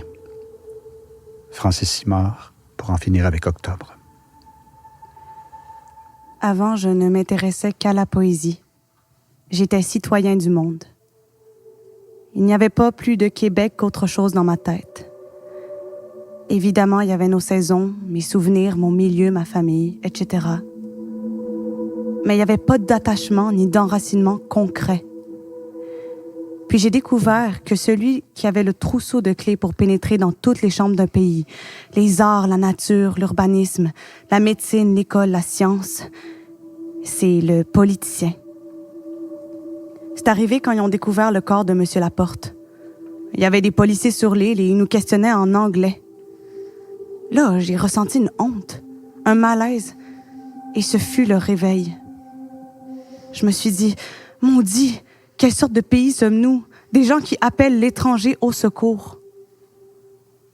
C'est un malheur, bien sûr, mais on n'est pas capable de se débrouiller tout seul.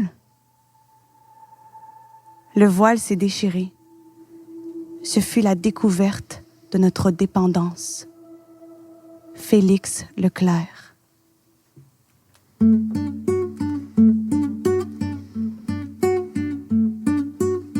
J'ai un fils enragé qui ne croit ni à Dieu, ni à diable, ni à moi. J'ai un fils écrasé par les temples et la finance où il ne peut entrer, et par ceux des paroles d'où il ne peut sortir. J'ai un fils dépouillé, comme le fut son père, porteur d'eau, sieur de bois, locataire et chômeur dans son propre pays. Il ne lui reste plus que la belle vue sur le fleuve et sa langue maternelle qu'on ne reconnaît pas. J'ai un fils révolté, un fils humilié, un fils qui demain sera un assassin.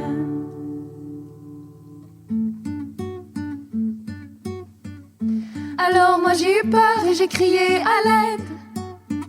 Au secours, quelqu'un. Le gros voisin d'en face est accouru armé, grossier, étranger, pour abattre mon fils une bonne fois pour toutes et lui casser les reins, et le dos et la tête et le bec et les ailes alouettes. Mon fils est en prison. Et moi, je sens en moi, pour la première fois, dans le tréfonds de moi, malgré moi, entre la chair et l'os, s'installer la colère.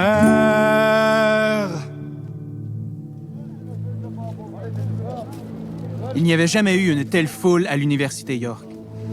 En ce midi d'octobre 1970, au moins 5000 étudiants et enseignants étaient rassemblés autour du mât porte-drapeau au centre du campus en pleine expansion, collés les uns sur les autres, autour d'une petite scène. C'était le Ralliement pour le Canada de l'université, une riposte à la crise au Québec qui avait incité le gouvernement fédéral à imposer la loi sur les mesures de guerre et à arrêter près de 500 terroristes présumés et leurs partisans.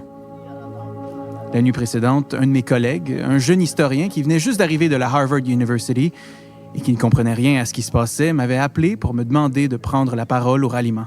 « Mais je n'appuie ni le gouvernement ni ses mesures, » ai-je dit. « Ça ne fait rien, » a-t-il répondu de façon très américaine. « Venez et parlez pour le Canada. » C'est donc ce que j'ai fait. J'étais le seul à m'opposer franchement aux mesures du gouvernement.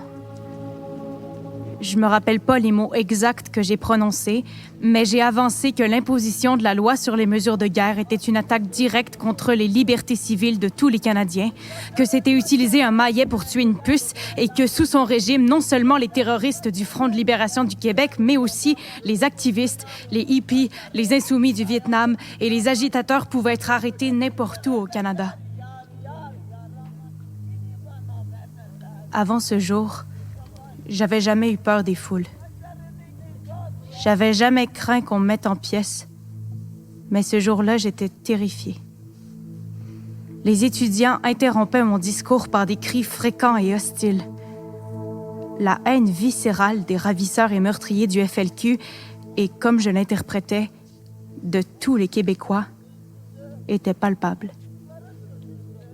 J'ai été très heureux de quitter cette scène et de me réfugier dans mon bureau avant d'être agressé et passé à tabac. Le lendemain, le même état d'esprit vengeur régnait dans ma classe. J'ai demandé aux 100 étudiants qui étaient inscrits à mon cours de 3e année sur le Canada après la Confédération s'ils appuyaient la politique gouvernementale. Tous, à l'exception d'un seul, ont levé la main. Jack Granestein, historien. We hear nothing these days from the ones in power. Why talk when you are a shoulder or revolt? Fists have many forms. A fist knows what it can do. Without the nuisance of speaking, it grabs and smashes. From those inside or under, words gush like toothpaste. Language, the fist proclaims by squeezing, is for the weak only. Margaret Atwood, Londres, octobre 1970. Si vous pensez que le Canada est vraiment un pays démocratique où règne la liberté d'expression, rappelez-vous la loi des mesures de guerre. Margaret Atwood, 1980. Così sfogliai una vana rosa. La rosa, privata del terrore e della sessualità, proprio negli anni in cui mi si richiedeva d'essere il partigiano che non confessa né piange. Pier Paolo Pasolini. Le citoyen a le devoir impérieux de surveiller de plus près que jamais son gouvernement, de critiquer sans pitié ceux qu'un prestige et un travail accru pourraient faire songer aux expédients autoritaires. Il a le devoir de participer aux délibérations du corps politique, d'établir sa conscience en gardienne du bien commun et en toute chose d'être le témoin bruyant de la vérité. Il doit s'insurger contre cette idée qu'une loi tyrannique doit être condamnée en temps de paix, mais louée en temps de guerre, préjugé du reste qui nous vient d'une confusion trop facile entre état de guerre et état de siège. La triste vérité est que le gouvernement libéral avait son idée sur la guerre et il craignait qu'après 25 ans de propagande contraire, le peuple n'en eût une autre.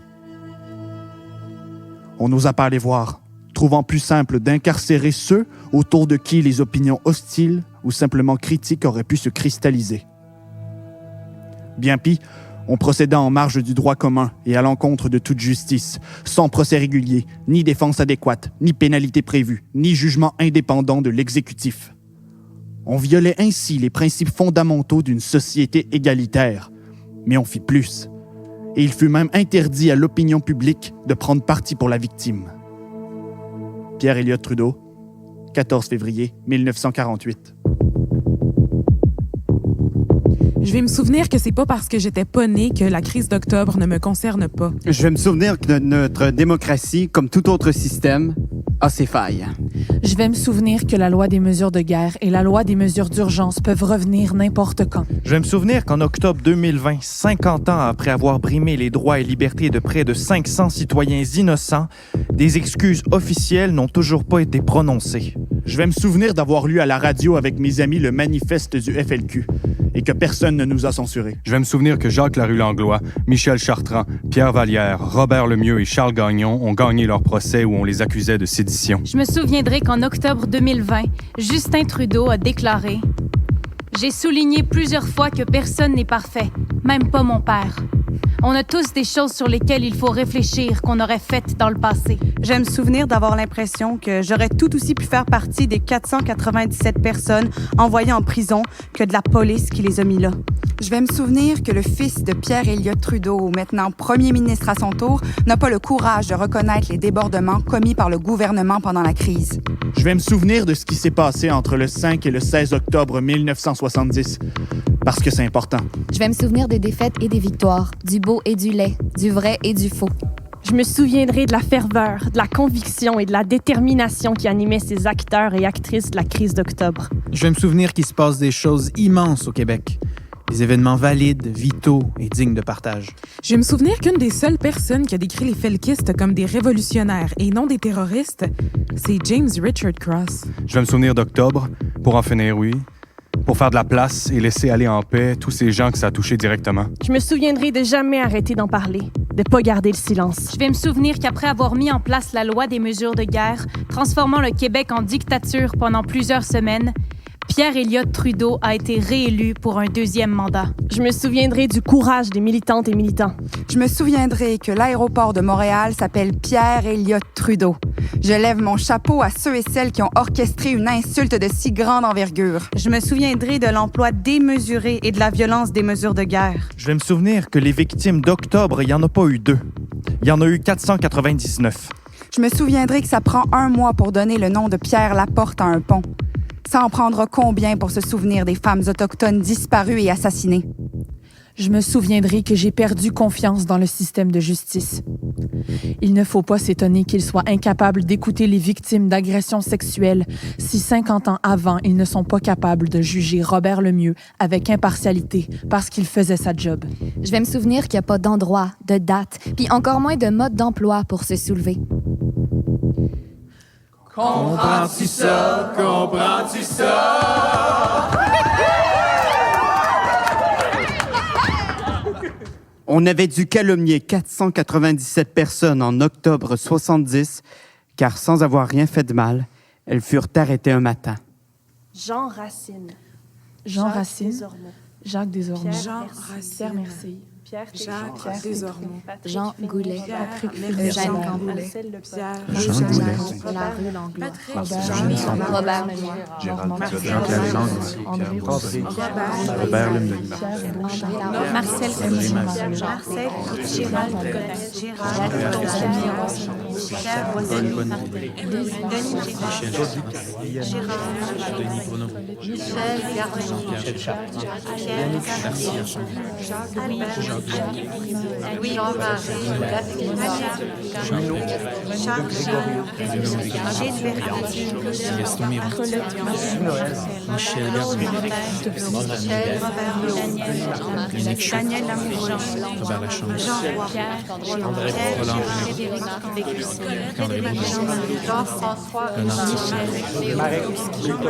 Michel Lévesque.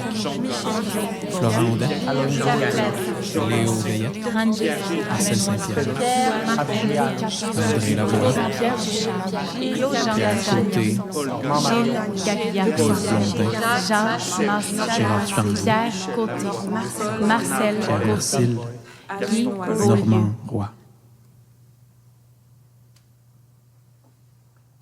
Pierre Laporte n'est pas mort le 16 octobre 1970. Il est porté disparu. Tout comme son compagnon d'infortune, James Richard Cross. Nous avons pourtant pris la curieuse habitude de croire à sa mort le 16 octobre 1970. C'est d'abord ça qui a retenu mon attention il y a 3 ans lorsque j'entrepris un premier travail de réflexion sur octobre. Comment un fait certain, établi, incontestable comme celui de l'occupation militaire du Québec et de la mise en place d'un État policier, pouvait disparaître au profit d'un autre, la mort d'un homme. Comment la chronologie même des événements pouvait être trafiquée. Dans le récit que la plupart se font de ces événements, la mort de Pierre Laporte est ce qui cause le durcissement radical du régime.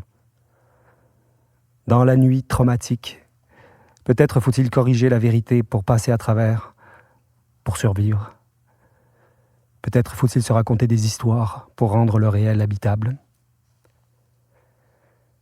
Celles et ceux pour qui la vie fut transformée en cauchemar, ce n'est pas seulement la famille Laporte, mais aussi les exilés politiques et les prisonniers politiques dont on a trop peu fait de cas. Quelques femmes, quelques hommes, pas tellement plus nombreux que les doigts de nos deux mains, ont porté à eux seuls notre mauvaise conscience collective pendant de nombreuses et terribles années, avec des impacts différents, il me semble, sur leur vie.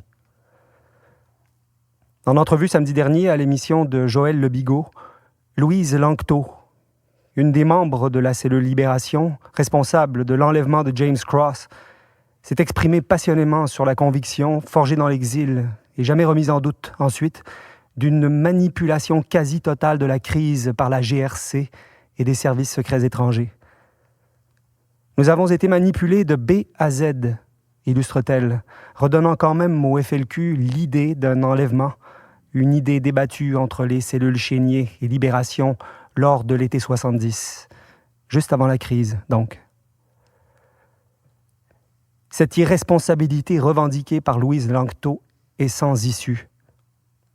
Irresponsable parce que manipulé, irresponsable d'avoir cru un moment ne pas l'être, ce discours, en définitive, est irresponsable parce qu'il attente à la responsabilité de ceux qui suivent, de ceux qui vont lui survivre. Elle aussi, mais d'une manière beaucoup plus claire, exige, pour l'avoir vécu, qu'on en finisse avec Octobre. Comment la chose serait-elle possible? Sans renier ce qui nous constitue profondément humains. Octobre, 50 ans plus tard, demeure notre liberté découverte brusquement et de manière saisissante pendant une dizaine de journées vibrantes qui se détachent de notre histoire à cause de cela, de cette apparition, de cette présence de notre liberté, nous qui avons appris à croire qu'elle est un ailleurs, un avenir ou un passé idéalisé. Cette liberté en nous, cette humanité en un mot, est un trésor qu'aucun service secret, qu'aucun pouvoir supérieur, terrestre ou extraterrestre, ne pourra jamais spolier. Nous avons le choix de nous tenir dans la lumière. Lumière du souvenir, lumière de la pensée, comme une seule et même chose, un seul et même rappel, un devoir de mémoire comme un devoir de pensée, une seule et même devise, l'engagement collectif de se montrer à la hauteur du présent, de ne pas lui faire défaut, d'être, enfin, dans la complète acceptation du mot « être ». Je me souviens qu'au cours des derniers mois, au cœur d'une autre crise, j'ai pris la défense des felkistes. Bien davantage, je suis devenu felkiste. En plongeant corps et âme dans cette histoire, les felkistes ne sont pas ceux qu'on nous présente, pauvres caricatures de résistance inutiles, ni même ceux qu'ils sont devenus, comme s'ils avaient, eux aussi, laissé derrière eux, à leur corps défendant, ce qu'ils avaient découvert pour nous tous. Lorsque nous avons, Rosa et moi, rencontré pour la première fois les étudiants du conservatoire en vue de cet épilogue en forme de prochain épisode, je voulais surtout les entendre. Ils venaient tout juste de visionner Les Ordres de Michel Brault et Les Roses de Félix Rose. Ils découvraient avec stupéfaction et un sentiment de révolte cette histoire disparue. Et, en écrivant ces derniers mots, je réalise maintenant la signification de notre travail de mémoire et de pensée. 50 ans après Les Ordres, Les Roses. Avant Les Ordres, Les Roses. Après Les Ordres, Les Roses. Avant, après Les Ordres, Les Roses. Roses. Mère, courage. Tes fils et tes filles ont brisé à main nue le fil barbelé de notre histoire à dormir debout. Le fil est une tige de rosier sauvage qui monte maintenant dans l'air, qui l'embaume, l'air libre, avec ses roses et ses ronces. J'ai retrouvé mes dents et le sens de notre devise. Pour en finir avec les ordres, les roses, cet automne de feu dans mes artères, cet automne est rose, rose, rouge, jaune, orangé, noir. Cet automne est un pays. Le pays est une femme qui parle.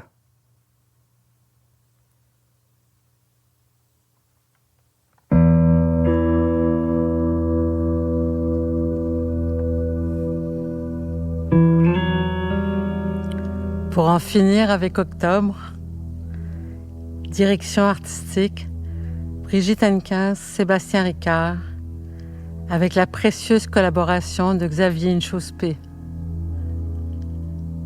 Texte, Sébastien Ricard.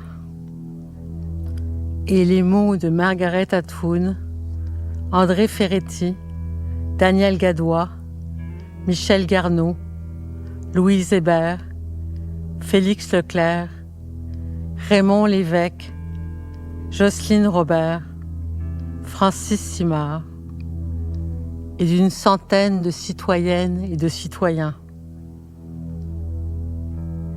Interprétés par Myriam Amrouche, Margot Auclair, Thomas Baudreau-Côté, Eva Daou, Clément Desbiens, Laurent Fecteau-Nadeau, Brigitte Hennequin, Clémence Lavallée, Jacques Leblanc, Robert Lepage, Carla Mesquita-Onhon, Jérémy Michaud, Anthony Partant-Cassana, Sébastien Ricard, Aude Sépet, Clara Vecchio.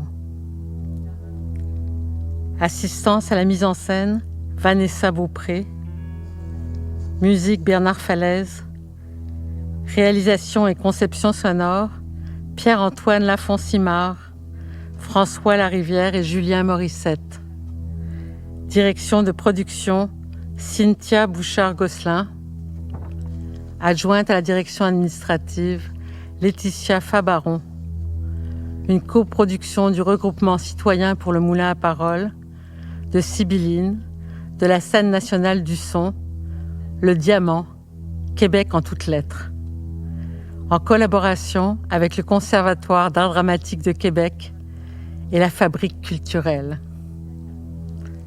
Pour en finir avec Octobre, nous vous laissons avec les mots et la voix d'André Ferretti que nous avons rencontré au printemps 2020. Ce qui s'était passé la veille, le 15 octobre, au Centre Paul Sauvé, c'est ça qui est le vrai révélateur pour moi. Parce que il y a une foule de, je sais pas comment de personnes contient le Centre Paul Sauvé, mais plus d'1 millier de personnes qui viennent malgré la menace et sous la menace. Parce qu'on savait bien que les mesures de guerre s'en venaient, là. C'était dans l'air du temps. Et puis, donc, ça n'avait pas empêché des milliers de Québécois, Québécoises de se rendre au Centre Paul Sauvé, alors que c'était risqué. Pour le soir même, elles risquaient, ces personnes, d'être arrêtées. Et vous, qu'est-ce que vous vous rappelez de cette soirée-là? Comment vous étiez? Moi, je me sentais fonceuse. C'était ça, on se battait, c'était un combat, puis je me sentais battante. Oui, voilà. Ça a l'air prétentieux de dire ça, mais c'est la vérité. Je n'ai jamais éprouvé une minute de peur. Mais le sentiment de ne pas avoir... De solidarité. Ouais. C'est ça. C'est ce qui vous enlevait la peur, ou est-ce que la peur n'a pas été là de toute façon? Moi, je n'ai jamais eu peur de ma vie, de rien. C'est bien étrange à dire, mais c'est la vérité. C'est vrai, j'ai jamais eu peur. Je connais pas ça, je sais pas ce que c'est qu'avoir peur. Au moment où vous avez été emprisonnée, votre mère était-elle encore vivante? Oui. Et elle, ça l'a révoltée plus que moi. Et ma tante, elle, une de mes tantes, la sœur de ma mère, là, ma tante Alice, qui était très, très près, et elle s'était empressée d'aller fouiller dans la maison chez moi pour tout prendre les papiers qui pourraient m'incriminer. Puis elle avait mis ça dans une boîte, puis elle l'avait caché chez elle.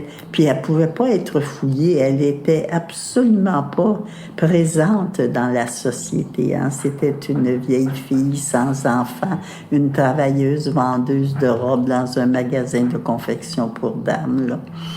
Elle n'était pas susceptible d'être fouillée, interrogée, rien. Mais elle était intelligente, puis elle avait tout saisi ce qui pouvait m'incriminer. Puis elle avait monté ça dans une boîte de carton chez elle. Pour vous, d'être emprisonné, de savoir que ça ne bougeait pas dehors, ça devait être extrêmement douloureux ou difficile à supporter? C'est très étrange. Je pense que je l'ai écrit, mais je ne me suis jamais sentie aussi libre qu'appartenait. Parce que je savais pourquoi j'étais là. C'est bon. Et puis j'assumais. Alors c'est ça la liberté, c'est d'assumer ce qu'on fait, ce qui nous arrive. Alors je savais pourquoi j'étais là et j'assumais.